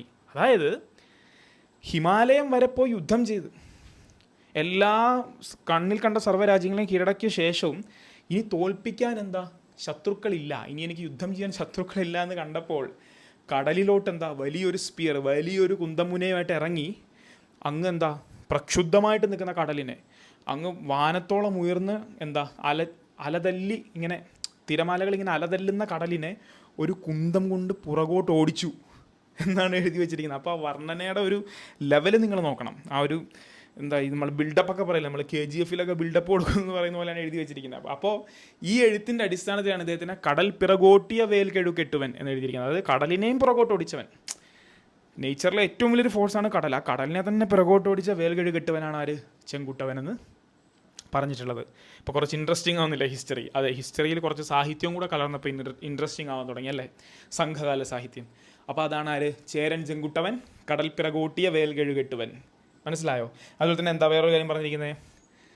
The maritime trade with Greeks Yavanas were in full swing during this period.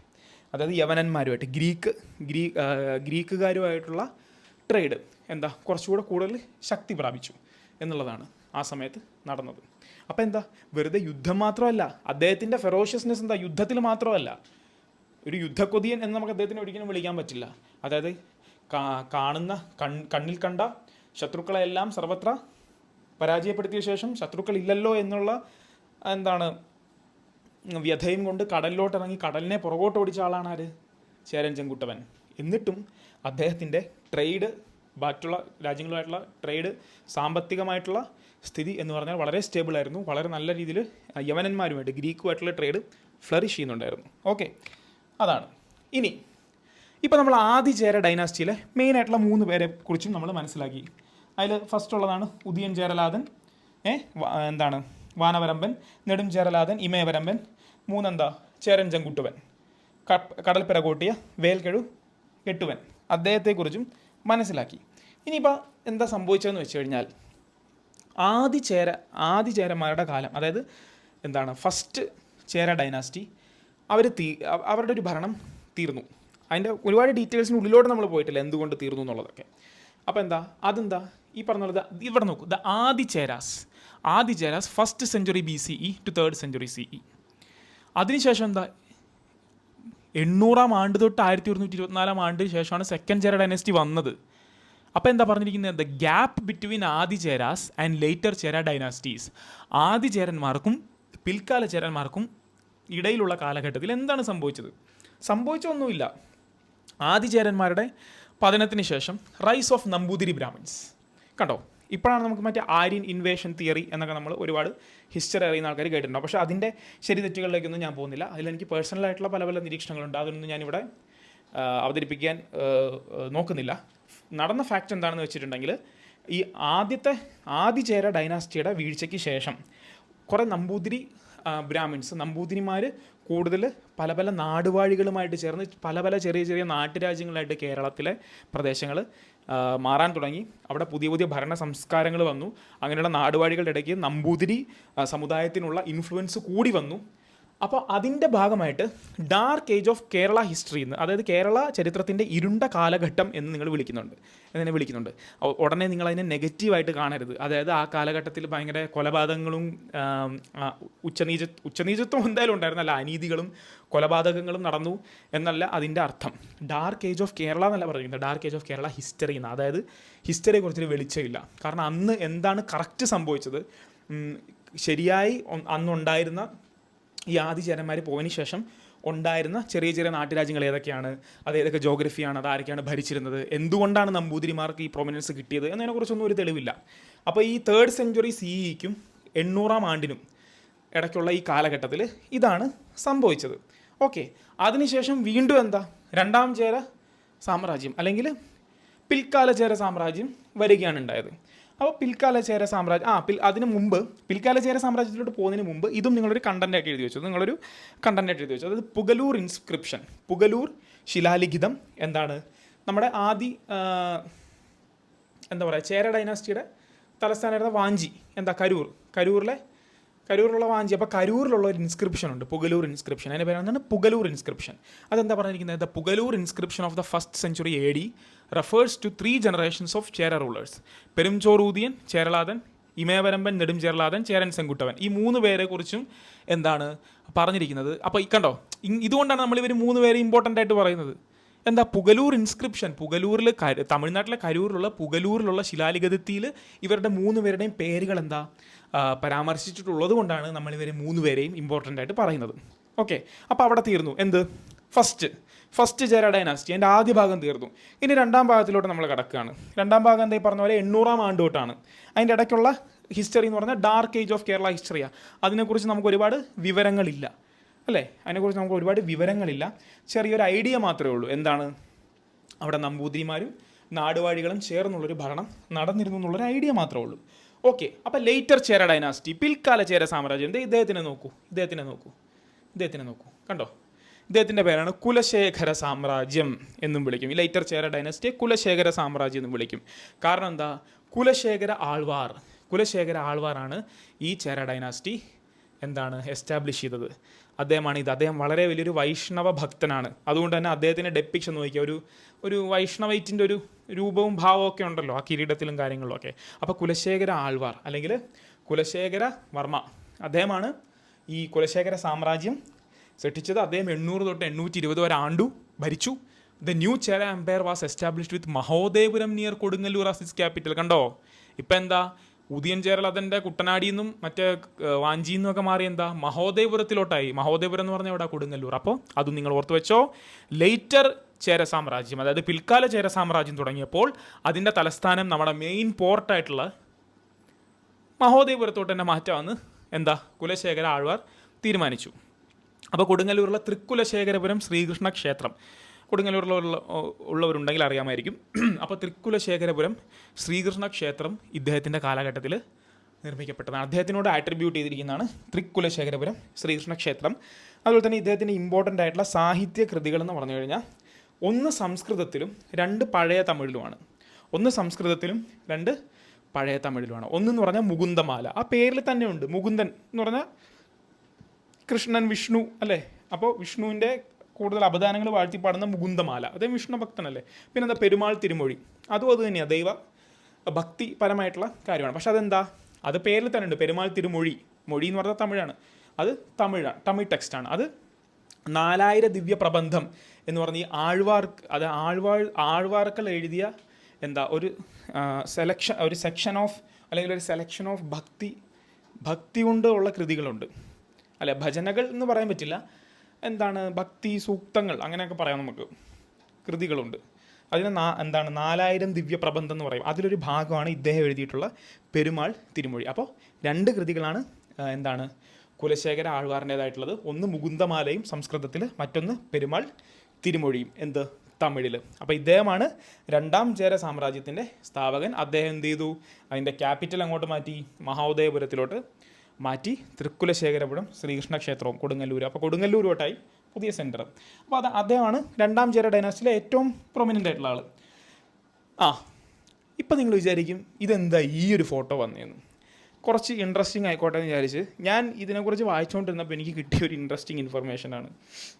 അതായത് ഈ കാണുന്നത് ഒരു British ബാൻഡാണ്. നിങ്ങൾക്ക് കണ്ടാൽ മനസ്സിലാവും, ഒരു British band, ഒരു British rock ബാൻഡാണ്. Okay, ഈ റോക്ക് ബാൻഡിൻ്റെ പേരെന്ന് വെച്ച് കഴിഞ്ഞാൽ കുൽ ഷെയ്ക്കർ എന്നാണ്. KULSHAKER. നിങ്ങൾ എഴുതി നോക്ക്, കുൽ ഷെയ്ക്കർ. അപ്പോൾ ഇതിൻ്റെ ഏറ്റവും രസകരമായ സംഭവം എന്ന് വെച്ച് കഴിഞ്ഞാൽ ഇവർ ഈ പേര് എടുത്തിരിക്കുന്നത് കുലശേഖര പെരുമാളിൻ്റെ ഇൻസ്പിറേഷനിൽ നിന്നാണ്. അതെ, കുലശേഖര പെരുമാളിൻ്റെ ഇൻസ്പിറേഷനിൽ നിന്നാണ് ഇവർ ഈ പേരെടുത്തിരിക്കുന്നത്. അതെന്താണെന്ന് നോക്കാനായിട്ട് ഞാൻ ഇവരുടെ ഡിസ്കോഗ്രഫി എന്ന് പറഞ്ഞാൽ ഒരു ബാൻഡ് ഇറക്കുന്ന പാട്ടുകളുടെയൊക്കെ ലിസ്റ്റ് എടുത്ത് നോക്കിയപ്പോൾ അതിൽ കുറേ വിഷ്ണുവിൻ്റെയും കുറച്ച് ഹൈന്ദവപരമായിട്ടുള്ള പേരുകളുടെയൊക്കെ ഉള്ളൊരു ഇൻഫ്ലുവൻസ് കാണുന്നുണ്ട്. സോ ആ ഇൻഫ്ലുവൻസിൽ നിന്നാണ് ഇവർ എടുത്തിരിക്കുന്നത്. ആഴ്വാർ കൃതികളുണ്ടല്ലോ, അപ്പോൾ ആഴ്വാർ കൃതികൾ ഞാൻ പറഞ്ഞു 4000 ദിവ്യപ്രബന്ധത്തിൽ ഇദ്ദേഹത്തിൻ്റെ കൃതികളുണ്ട് എന്നുള്ളത്. അപ്പോൾ ആ ഒരു ഇൻഫ്ലുവൻസാണ് ഇവർ എടുത്തിരിക്കുന്നത്. അപ്പോൾ വളരെ ഇൻട്രസ്റ്റിംഗ് ആയിട്ടൊരു കാര്യമായിട്ട് തോന്നി. കാരണം കുലശേഖര ആഴ്വാറിൻ്റെ പേരിലൊരു ഇംഗ്ലീഷ് റോക്ക് ബാൻഡ് ഉണ്ട്, 90s ഉണ്ടായിരുന്നു എന്നുള്ള കാര്യം വളരെ ഇൻട്രസ്റ്റിംഗ് ആയിട്ടുള്ളൊരു കാര്യമായിട്ട് തോന്നി. അപ്പോൾ 4000 ദിവ്യപ്രബന്ധവും അദ്ദേഹത്തിൻ്റെ കൃതികളും ഒക്കെ നിങ്ങൾ ഇതുമായിട്ട് ബന്ധപ്പെടുത്തി നിങ്ങൾ ഓർമ്മിച്ചാൽ നിങ്ങൾക്ക് നന്നായിട്ട് മൈൻഡിലിരിക്കുമെന്നാണ് എനിക്ക് തോന്നുന്നത്. ഓക്കെ, അടുത്തതിൽ പോവാം. അടുത്തതിൽ പോകുമ്പോൾ അടുത്ത് വരുന്നത് ചേരമൻ പെരുമാൾസാണ്. ഇപ്പോൾ ചേരമൻ പെരുമാൾ എന്ന് പറഞ്ഞ് ഒരു രാജാവല്ല ഉള്ളത് കേട്ടോ. ചേരമൻ പെരുമാൾ എന്ന് പറഞ്ഞ് പല പല രാജാക്കന്മാരുണ്ട്. ഓക്കെ, അതിൽ നമുക്ക് ഏറ്റവും ഫേമസ് ആയിട്ട് അറിയുന്നത് ചേരമൻ പെരുമാൾ എന്ന് പറയുന്നത്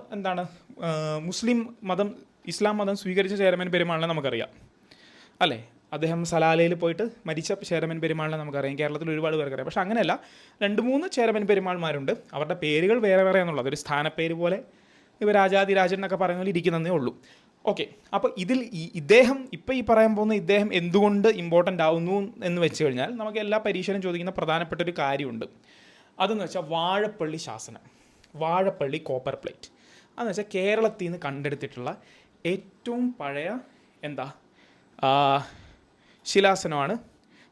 ശിലാസനമല്ല, കോപ്പർ പ്ലേറ്റ് ഇൻസ്ക്രിപ്ഷൻ എന്ന് നമ്മൾ പറയും. കോപ്പർ പ്ലേറ്റ് ഇൻസ്ക്രിപ്ഷനാണ് വാഴപ്പള്ളി ശാസനം.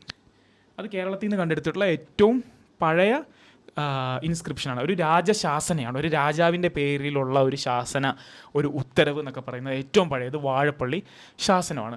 അത് ഇദ്ദേഹത്തിൻ്റെ പേരാണ്. ആരാണ്? രാജശേഖരവർമ്മൻ ചേരമൻ പെരുമാൾ നായനാർ അല്ലെങ്കിൽ രാമരാജശേഖര. ഈ പേരൊക്കെ ഓർത്ത് വെച്ചോ. അപ്പോൾ രാജശേഖരവർമ്മൻ അല്ലെങ്കിൽ ചേരമൻ പെരുമാൾ നായനാർ എന്ന അദ്ദേഹത്തിൻ്റെ പേരിലാണ് വാഴപ്പള്ളി കോപ്പർ പ്ലേറ്റ് അല്ലെങ്കിൽ വാഴപ്പള്ളി ശാസനം. അതേതാ AD 832. അപ്പോൾ 820 എന്ത് പറ്റി? 820 കുലശേഖര ആഴ്വാറിൻ്റെ ഭരണം തീർന്നു. അപ്പോൾ അത് കഴിഞ്ഞ് 832 വാഴപ്പള്ളി ശാസനം വരുന്നത്. കണ്ടോ? അപ്പോൾ ആ സമയത്ത് ആരാണ്? ചേരമൻ പെരുമാൾ രാജശേഖരവർമ്മൻ അല്ലെങ്കിൽ ചേരമൻ പെരുമാൾ നായനാർ. ഇപ്പോൾ ഈ വാഴപ്പള്ളി ശാസനം എന്ന് പറഞ്ഞാൽ ചങ്ങനാശ്ശേരിയിലെ വാഴപ്പള്ളിയിലുള്ള തിരുവാറ്റ ക്ഷേത്രത്തിലുള്ള മുട്ടബലിയെക്കുറിച്ച് പ്രതിപാദിക്കുന്നതാണ്. അതിൻ്റെ ഒരുപാട് ഡീറ്റെയിൽസിനെ കുറിച്ച് നിങ്ങൾ ചിന്തിക്കേണ്ട. അതിൻ്റെ ഇമ്പോർട്ടൻസ് എന്ന് വെച്ച് കഴിഞ്ഞാൽ കേരളത്തിൽ നിന്ന് കണ്ടെടുത്തിട്ടുള്ള റെക്കോർഡഡ് ആയിട്ടുള്ള ആദ്യത്തെ രാജശാസനമാണ് വാഴപ്പള്ളി ശാസനം. ഓക്കെ, അത് ഉള്ളത് ചേരമൻ പെരുമാൾ നായനാരെന്നും രാജശേഖരവർമ്മനെന്നും അല്ലെങ്കിൽ രാമരാജശേഖരൻ എന്ന് വിളിക്കുന്ന ചേരമൻ പെരുമാളിൻ്റെ പേരിലാണ്. നിങ്ങൾ രാജരാജശേഖരവർമ്മ എന്ന് ഓർത്താൽ മതി വാഴപ്പള്ളി ശാസനവുമായിട്ട് ബന്ധപ്പെടുത്തി. ഓക്കെ, അപ്പോൾ പിന്നെ അടുത്ത് വരുന്നതാണ് സ്ഥാണു രവിവർമ്മൻ. സ്ഥാണു രവിവർമ്മൻ എന്ന് ചിലർ വിളിക്കും, ചില ആൾക്കാർ താണു രവിവർമ്മൻ എന്നും പറയാറുണ്ട്. നമുക്ക് ഈ കുറേ താണു എന്ന് പറഞ്ഞ പേര് ഈ ട്രവൻകൂറുമായിട്ട് ബന്ധപ്പെട്ട് ഒരുപാടുണ്ടല്ലോ, പട്ടം താണു പിള്ള എന്നൊക്കെ പറഞ്ഞിട്ട്. അപ്പോൾ എന്തും ആയിക്കോട്ടെ. അപ്പോൾ സ്ഥാണു രവിവർമ്മനാണ് അടുത്ത ഇമ്പോർട്ടൻ്റ് ആയിട്ടുള്ള ലേറ്റർ ചേര പീരീഡിലെ ഒരു ഭരണാധികാരി. ആദ്യം ആരായിരുന്നു? കുലശേഖര ആഴ്വാർ. പിന്നെ ആരാ? നമ്മുടെ രാജരാജശേഖരവർമ്മൻ അല്ലെങ്കിൽ ചേരമൻ പെരുമാൾ നായനാർ എന്ന് പറയുന്ന വാഴപ്പള്ളി ഇൻസ്ക്രിപ്ഷൻ. ഇപ്പോൾ ആരാ? സ്ഥാണു രവിവർമ്മൻ. സ്ഥാണു രവിവർമ്മൻ്റെ ഇമ്പോർട്ടൻസ് എന്ന് പറഞ്ഞു കഴിഞ്ഞാൽ he was the third ruler of the later Chera dynasty. പിൽക്കാല ചേര സാമ്രാജ്യത്തിൻ്റെ മൂന്നാമത്തെ റൂളറാണ് ആര്?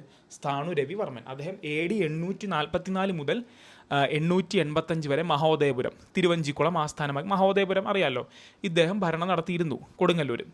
അദ്ദേഹത്തിൻ്റെ വേറൊരു ഇമ്പോർട്ടൻ്റ് കാര്യം എന്താണെന്നറിയോ? ഈ മൂന്നാമത്തെ ചേര ലേറ്റർ ചേര പീരീഡിൽ, അല്ലെങ്കിൽ പിൽക്കാല ചേര കാലഘട്ടത്തിലെ മൂന്നാമത്തെ ചേര രാജാവായുള്ള സ്ഥാണു രവിവർമ്മൻ്റെ ഒരു പ്രധാനപ്പെട്ട കാര്യം എന്ന് പറഞ്ഞാൽ അദ്ദേഹം ചോള രാജ്യവുമായിട്ട് സൗഹൃദം സ്ഥാപിച്ചു എന്നുള്ളത്, ഒരു ഡിപ്ലോമാറ്റിക് റിലേഷൻ സ്ഥാപിച്ചു എന്നുള്ളത് ഇമ്പോർട്ടൻ്റ് ആണ്. അതുപോലെ തന്നെ വേറൊരു വളരെ ഇമ്പോർട്ടൻ്റ് ആയിട്ടുള്ള കാര്യം, മഹോദയപുരത്ത് ഒരു വാന നിരീക്ഷണ കേന്ദ്രം സ്ഥാപിച്ചു. ഒന്നാലോചിക്കും, ഒരു വാന നിരീക്ഷണ കേന്ദ്രം, അതായത് ആസ്ട്രോണമിക്ക് വളരെ ഇമ്പോർട്ടൻസ് കൊടുത്തു ആ സമയം തന്നെ എന്നുള്ളത് വളരെ ഇമ്പോർട്ടൻ്റ് ആയിട്ടൊരു കാര്യമല്ലേ.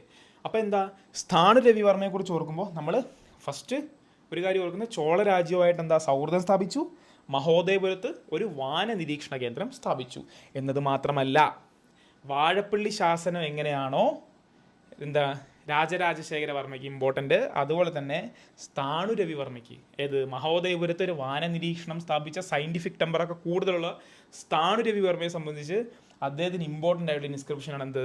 കൊല്ലം തരിശാപ്പള്ളി കോപ്പർ പ്ലേറ്റ്സ്, തരിശാപ്പള്ളി ശാസനങ്ങൾ. കൊല്ലം തരിശാപ്പള്ളി കോപ്പർ പ്ലേറ്റ്സ്, തരിശാപ്പള്ളി ശാസനങ്ങൾ. എന്താ പറഞ്ഞിരിക്കുന്നത്? കേരളത്തിലെ ക്രിസ്ത്യൻ സമൂഹത്തിൻ്റെയും അവരുടെ ആരാധനയെയും സംബന്ധിച്ച് അതിപ്രധാനമായൊരു ചരിത്രരേഖയാണ് തരിശാപ്പള്ളി ശാസനങ്ങൾ. അത് നോട്ട് ചെയ്ത് വെച്ചോ കേട്ടോ. തരിശാപ്പള്ളി ശാസനങ്ങൾ എന്ന് പറഞ്ഞാൽ കേരളത്തിലെ ക്രിസ്ത്യൻ സമൂഹത്തിനെ സംബന്ധിച്ച് വളരെ ഇമ്പോർട്ടൻ്റ് ആയിട്ടുള്ള ഒരു ഇൻസ്ക്രിപ്ഷനാണ്. അതാണ് പറയുന്നത് എന്താ, അതിനായിട്ട് തരിശാപ്പള്ളി ശാസനങ്ങൾ എന്ന് പറയുമ്പോൾ നിങ്ങൾ കുറച്ച് കഴിഞ്ഞ് ചിന്തിച്ചാൽ മതി, ഉടനെ തന്നെ കൊല്ലം എന്ന് ചിന്തിച്ചോ. പിന്നെ സ്ഥാണു രവിവർമ്മനെ കുറിച്ച് ചിന്തിച്ചോ, കൊല്ലം എന്ന് ചിന്തിച്ചോ. മൂന്നാമത്തെ കാര്യം അയ്യനടികൾ തിരുവടികൾ, വേണാട് എന്ന് വെച്ചാൽ സ്ഥാണു രവി പിള്ളയ്ക്ക് വേണ്ടി വേണാടിൻ്റെ സാമന്തൻ, അദ്ദേഹമാണ് അയ്യനടികൾ തിരുവടികൾ. പിന്നെ പുറത്തുനിന്നുള്ള ഒരാൾ, അദ്ദേഹത്തിൻ്റെ പേര് മറുവൻ സാപ്പിറീഷോ, അത് സിറിയൻ എന്നുള്ളൊരു ക്രിസ്ത്യൻ ബിഷപ്പാണ് ഇവിടെ വന്നത്. അപ്പോൾ ഈ വന്ന ബിഷപ്പിന് വേണ്ടിയിട്ട് അദ്ദേഹത്തിൻ്റെ പള്ളിക്കും ആരാധനത്തിനും വേണ്ടിയിട്ട് കൊല്ലത്ത് തരിശാപ്പള്ളിയിൽ സ്ഥലം കൊടുത്തതിൻ്റെയും അതിൻ്റെ ബാക്കിയുള്ള സംവിധാനങ്ങൾ ചെയ്തു കൊടുത്തതിൻ്റെയുള്ള ഇൻസ്ക്രിപ്ഷനാണ് തരിശാപ്പള്ളി ശാസനങ്ങൾ, അല്ലെങ്കിൽ കൊല്ലം തരിശാപ്പള്ളി കോപ്പർ പ്ലേറ്റ്സ്, അല്ലെങ്കിൽ കൊയിലോൺ സിറിയൻ കോപ്പർ പ്ലേറ്റ്സ് എന്ന് പറയുന്നവരുണ്ട്. അല്ലെങ്കിൽ തരിശാപ്പള്ളി, ഇവിടെ പറയുന്ന തരിശാപ്പള്ളി ചെപ്പേടുകൾ എന്നും പറയും ഇതിനെ, തരിശാപ്പള്ളി ചെപ്പേടുകൾ എന്ന് പറയുന്നവരുമുണ്ട്. അപ്പോൾ മനസ്സിലായല്ലോ, സ്ഥാണു രവിവർമ്മൻ, വേണാടിൻ്റെ സാമന്തൻ അയ്യനടികൾ തിരുവടികൾ, പുറത്തുനിന്ന് വന്ന മറുവാൻ സാപ്പിറീഷോ, പുള്ളിക്കാരന് ആരാധനാലയം കൊടുത്തതാണ് തരിശാപ്പള്ളി ചെപ്പേടുകൾ. എഴുതി വെച്ചോ, റിവൈസ് ചെയ്തോ. ഓക്കെ, അടുത്തത് ഭാസ്കര രവിവർമ്മൻ ഒന്നാമൻ. അപ്പോൾ നിങ്ങൾ വിചാരിക്കുന്നത് എന്തിനാണ് ഇവിടെ ഇസ്രായേലിൻ്റെ കൊടി വെച്ചിരിക്കുന്നതെന്ന്. അപ്പോൾ ഈ ഭാസ്കരൻ എന്ന പേരും ഇസ്രായേലിൻ്റെ കൊടിയും കണക്ട് ചെയ്തു. കാരണം എന്താണെന്നറിയോ? കാരണം രാജരാജശേഖരവർമ്മൻ എങ്ങനെയാണോ വാഴപ്പള്ളി ശാസനം ഇമ്പോർട്ടൻ്റ്, അതുപോലെ തന്നെ നമ്മൾ മുമ്പ് കണ്ട സ്ഥാണു രവിവർമ്മൻ എങ്ങനെയാണോ തരിശാപ്പള്ളി ശാസനങ്ങൾ ഇമ്പോർട്ടൻ്റ്, അതുപോലെ ഭാസ്കര രവിവർമ്മ ഒന്നാമന് ഇമ്പോർട്ടൻ്റ് എന്താ? ജൂതശാസനമാണ്. ജൂതശാസനം ഭാസ്കര രവിവർമ്മൻ ഒന്നാമൻ, ജൂതശാസനം. അദ്ദേഹത്തിൻ്റെ വർഷം എന്താ? AD 962 to 1019, AD 962 to 1019. ഒരു ദീർഘകാലഘട്ടം അദ്ദേഹം ഭരിച്ചു. ആ സമയത്താണ് എന്താണ് ജൂതന്മാർക്ക് വളരെ നല്ല അംഗീകാരം അദ്ദേഹം കൊടുത്തത്. എന്താ പറയുന്നത്? കുലശേഖര ഭാസ്കര രവിവർമ്മ ജൂതപ്രമാണിയായിരുന്ന ജോസഫ് റബ്ബാന് 5 വണ്ണവും മറ്റ് 72 പദവികളും അനുവദിച്ച് നൽകിയ ചെമ്പ് പട്ടയം, കോപ്പർ. മനസ്സിലായോ? അതാണ് ജൂതശാസനം. ജൂതശാസനം ആരുടെയാ? ഭാസ്കര രവിവർമ്മൻ ഒന്നാമൻ്റെ. അപ്പോൾ എന്താ ചെയ്തത്? കുലശേഖര ഭാസ്കര രവിവർമ്മ ജൂതപ്രമാണി ആയിരുന്ന ജോസഫ് റബ്ബാന് 5 വണ്ണം എന്ന് പറഞ്ഞാലേ ഈ വണ്ണം എന്ന് വെച്ചാൽ രൂപം, കുലം, ജാതി, അങ്ങനെയുള്ള ഒരുപാട് പേരുകളുണ്ട് ഈ പഴയ തമിഴിൽ. അതിൻ്റെ ഇതനുസരിച്ച് 5 ടൈപ്പ് ആൾക്കാരുള്ള ട്രേഡ് ഗിൽഡ്സ്, ഈ കച്ചവടത്തിന് വേണ്ടിയുള്ള കൂട്ടങ്ങളൊന്നും ഉണ്ടായിരുന്നു ആ പോർട്ടുമായിട്ട് ബന്ധപ്പെട്ട്. ജൂതന്മാരും അറബികൾ, ക്രിസ്ത്യാനികൾ, അങ്ങനെ. അപ്പോൾ ഇവർക്കൊക്കെ പലതരത്തിലുള്ള ചുങ്കത്തിലെ ഇളവുകൾ രാജാക്കന്മാർ കൊടുത്തിരുന്നു. അതിനെ ഒന്ന് കോമൺ ആയിട്ട് പറയുന്ന പേരാണ് 5 വണ്ണം. അതിൻ്റെ ഒരുപാട് ഡീറ്റെയിൽ നിങ്ങൾ വിചാരിക്കണ്ട. ഭാസ്കര രവിവർമ്മൻ ജൂതശാസനം കൊടുത്തപ്പോൾ 5 വണ്ണവും കുറച്ച് 72 പദവികളും കുറച്ച് ആനുകൂല്യങ്ങൾ ജോസഫ് റബ്ബാൻ എന്ന് പറഞ്ഞ ജൂതപ്രമാണിക്ക് കൊടുത്തു. ഓക്കെ എന്ന് നിങ്ങൾ ഓർത്താൽ മതി. അതാണ് ജൂതശാസനം. അപ്പോൾ നിങ്ങളിത് ഈ 3 കാര്യങ്ങൾ ഓർത്തേ. ഈ 3 കാര്യങ്ങൾ ഇപ്പോൾ എഴുതി വയ്ക്കാമല്ലോ. രാജരാജശേഖരവർമ്മൻ രാമരാജശേഖര അല്ലെങ്കിൽ ചേരമാൻ പെരുമാൾ നായനാർ എന്ന് പറയുന്ന അദ്ദേഹത്തിന് എന്താ വാഴപ്പള്ളി ശാസനം, കേരളത്തിലെ ആദ്യത്തെ ശാസനം. പിന്നത്തെ ശാസനം ഏതാ? തരിശാപ്പള്ളി ശാസനങ്ങൾ. അത് ആരുടെയാണ്? സ്ഥാന രവിവർമ്മൻ്റെത്. അത് അറിയാമല്ലോ, ബിഷപ്പിന് സ്ഥലം കൊടുത്തത്. പിന്നത്തെ വരുന്ന ഏതാ? ഈ പേരുകളൊക്കെ ഓർത്തു കേട്ടോ. പിന്നെ വരുന്ന ഏതാ? ഭാസ്കര രവിവർമ്മൻ ഒന്നാമൻ്റെ ജൂതശാസനം. അതെന്താണ്? കുലശേഖര ഭാസ്കര രവിവർമ്മ ജൂതപ്രമാണിയായിരുന്ന ജോസഫ് റബ്ബാന് 5 വണ്ണവും മറ്റ് 72 പദവികളും അനുവദിച്ച് നൽകിയ എന്താ? ചെമ്പ് പട്ടയം. ഇപ്പം മൂന്ന് ശാസനങ്ങളും, വാഴപ്പള്ളി ശാസനം, തരിസാപ്പള്ളി ശാസനം, ജൂതശാസനം. ഓക്കെ ആയില്ലേ? ഓക്കെ. പിന്നെന്താ? അവസാനത്തെ ചേര റൂളർ വരുന്നത് ആരാ? രാമവർമ്മ കുലശേഖരനാണ് എന്നുള്ള കാര്യം ഓർത്ത് വെച്ചാൽ മതി. ഇദ്ദേഹത്തിനെ കുറിച്ച് ഉള്ളത് എന്താ? ചങ്ങനാശ്ശേരിയിലെ പെരുന്നയിലൊരു ഇൻസ്ക്രിപ്ഷൻ ഉണ്ട്. 11th century inscription discovered from Perunna temple. ചങ്ങനാശ്ശേരിയിലെ പെരുന്ന ക്ഷേത്രത്തിൽ നിന്ന് എടുത്ത ഇൻസ്ക്രിപ്ഷനാണ്. ആ ഇൻസ്ക്രിപ്ഷൻ അനുസരിച്ചാണ് എന്ത്? രാമവർമ്മ കുലശേഖരനാണ് അവസാനത്തെ ചേര രാജാവാണെന്ന് നമുക്ക് മനസ്സിലായോ? അപ്പോൾ ഇന്നത്തെ ക്ലാസ്സിൽ നമ്മൾ ഈ ചേര രാജാക്കന്മാരുടെ രാജാക്കന്മാരുടെ ഇതും കണ്ടു. പിൽക്കാല ചേര വംശത്തിൻ്റെ വളർച്ചയും താഴ്ചയും കണ്ടു. ഇതിനുശേഷം എങ്ങനെയാണ് ചേര രാജാക്കന്മാരുടെ ഭരണം താഴോട്ട് കൊഴിഞ്ഞു പോയത് എന്ന് ചിലപ്പോൾ നിങ്ങൾക്കൊരു സംശയം ഉണ്ടാവും. അതിനകത്ത് സംശയമൊന്നും വേണ്ട. ഈ ഒരുപാട് ഇൻഫൈറ്റിങ്ങും മറ്റു പല കാര്യങ്ങളും കാരണം പിന്നെ ഈ ചോള സാമ്രാജ്യം വളരെ ശക്തമായിരുന്നു. അറിയാമല്ലോ, ചോളരുടെ കൊടി പറക്കാത്ത കേന്ദ്രങ്ങളിൽ അങ്ങ് കംബോഡിയയിൽ വരെ പറഞ്ഞിട്ടുണ്ട്. പിന്നെയാണോ ഇവിടെ ചേരന്മാർ വളരെ വീക്കായിട്ട് നിൽക്കുന്ന ചേരന്മാരെ അവർ ഒരുപാട് തോപ്പിച്ചു. അങ്ങനെയുള്ള പല ഇൻഫൈറ്റിങ്ങുകളും ഉൾപോർ വിളികളും കാരണമാണ് ചേര സാമ്രാജ്യം സ്മൃതിയിലാണ്ട് പോയത്. ഓക്കെ. അപ്പോൾ അവസാനത്തെ ഇൻസ്ക്രിപ്ഷൻ നമുക്ക് എവിടെ നിന്നാണ് കിട്ടുന്നത്? പെരുന്ന ഇൻസ്ക്രിപ്ഷൻ. ചങ്ങനാശ്ശേരിയിലെ പെരുന്നയിലുള്ള ക്ഷേത്രത്തിൽ നിന്ന്. അതിനനുസരിച്ചാണ് രാമവർമ്മ കുലശേഖരനാണ് അവസാനത്തെ ചേര റൂളർ എന്ന് നമുക്ക് മനസ്സിലാവുന്നത്. നമ്മൾ ക്ലാസ് തുടങ്ങിയപ്പോൾ നമ്മൾ അശോകൻ്റെ ലിഖിതങ്ങൾ, അശോകൻ്റെ എഡിക്സ് 2-13 നിന്നും കേരളപുത്രർ എന്ന പേരെടുത്തു. എടക്കൽ ഗുഹയിലുള്ള കാര്യങ്ങൾ വെച്ച് നമ്മൾ സംസാരിച്ചു. അതിനുശേഷം ചേര സാമ്രാജ്യത്തിനെ കുറിച്ച് പറഞ്ഞു. ആദി ചേര സാമ്രാജ്യം, പിൽക്കാല ചേര സാമ്രാജ്യം, അതിനെക്കുറിച്ചൊക്കെ പറഞ്ഞു. എന്നിട്ട് അവസാനം നമ്മൾ നമ്മുടെ പെരുന്ന ഇൻസ്ക്രിപ്ഷൻ, ചങ്ങനാശ്ശേരിയിലെ പെരുന്ന ഇൻസ്ക്രിപ്ഷനിലൂടെ നമ്മൾ മനസ്സിലാക്കി? ആ ഒരു മഹത്തായ സാമ്രാജ്യം രാമവർമ്മ കുലശേഖരനോടുകൂടി അവസാനിച്ചു അല്ലേ? അതുപോലെ തന്നെ പ്രധാനമായിട്ടും നമ്മൾ ഇത് അടുത്ത ക്ലാസ്സിൽ പോവാം. ഓക്കെ. കാരണം അന്നത്തെ കുറച്ച് സാഹിത്യം നമ്മൾ പഠിക്കണമല്ലോ. അപ്പം നമ്മൾ ഇങ്ങനെ പീരിയോഡിക്കലായിട്ട് പോവാതെ ചേര സാമ്രാജ്യത്തിൻ്റെ കാലഘട്ടത്തിൽ സാഹിത്യത്തിൽ പ്രധാനമാണ് സംഘകാല സാഹിത്യം. പതിറ്റുപത്ത്, അകനാനൂറ്, പുറനാനൂറ്. അത് ഞാൻ കുറച്ചുകൂടെ ഡീറ്റെയിൽഡ് ആയിട്ട് അടുത്ത ക്ലാസ്സിൽ പറയാം. അപ്പോൾ അതിനകത്ത് ഓരോന്ന് എന്താണ് എഴുതിയിട്ടുള്ളത്, എന്താണ് പറഞ്ഞിട്ടുള്ളത്, അതിൽ ചേര സാമ്രാജ്യമായിട്ട് പറഞ്ഞിട്ടുള്ളത് എന്താണ്, അതെങ്ങനെയാണ് നമുക്ക് ഓരോ എവിഡൻസ് തരുന്നത് എന്നുള്ള കാര്യങ്ങൾ അതിൽ പറയാം. അത് വളരെ ബ്രീഫായിട്ട് പറഞ്ഞിട്ട് നമ്മൾ പോകാൻ പോകുന്നത് കൊളോണിയൽ കാലഘട്ടത്തിലോട്ടാണ്.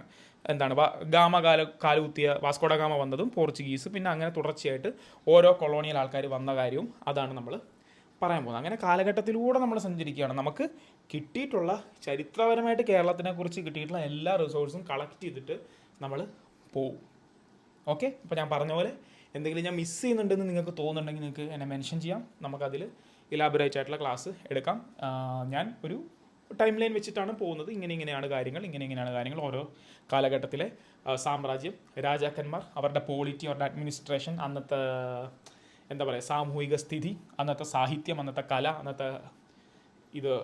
അന്നത്തെ ആർക്കിടെക്ചർ എന്നൊക്കെ പറയുമ്പോൾ തന്നെ അതിനകത്ത് ഒരുപാട് കണ്ടൻറ്റ് നമ്മൾ കവർ ചെയ്യും അല്ലേ? അപ്പോൾ നമുക്ക് ഉപയോഗമായിട്ട് വരും. ഓക്കെ. അപ്പോൾ എല്ലാവർക്കും മനസ്സിലായെന്ന് വിചാരിക്കുന്നു. അപ്പോൾ അടുത്ത ക്ലാസ് നമ്മൾ കേരള ഇക്കണോമി ആയിരിക്കും മിക്കവാറും. May be art and culture, കലാ സംസ്കാരമായിരിക്കും, പറയാൻ പറ്റില്ല. മേ ബി എക്കണോമി ആവാനാണ് സാധ്യത കൂടുതൽ. അപ്പോൾ നിങ്ങൾ ആ ക്ലാസ്സിന് വേണ്ടി വെയിറ്റ് ചെയ്തിരുന്നു. ബാക്കിയുള്ള SSC-കാർക്കുള്ള മാത്സ് ക്ലാസ് എല്ലാം ഫുൾ ഫ്ലെഡ്ജ് ആയിട്ട് ആ സ്പീഡിൽ തന്നെ വരുന്നതായിരിക്കും. ഓക്കെ. അപ്പോൾ താങ്ക് യു എല്ലാവർക്കും. All the best.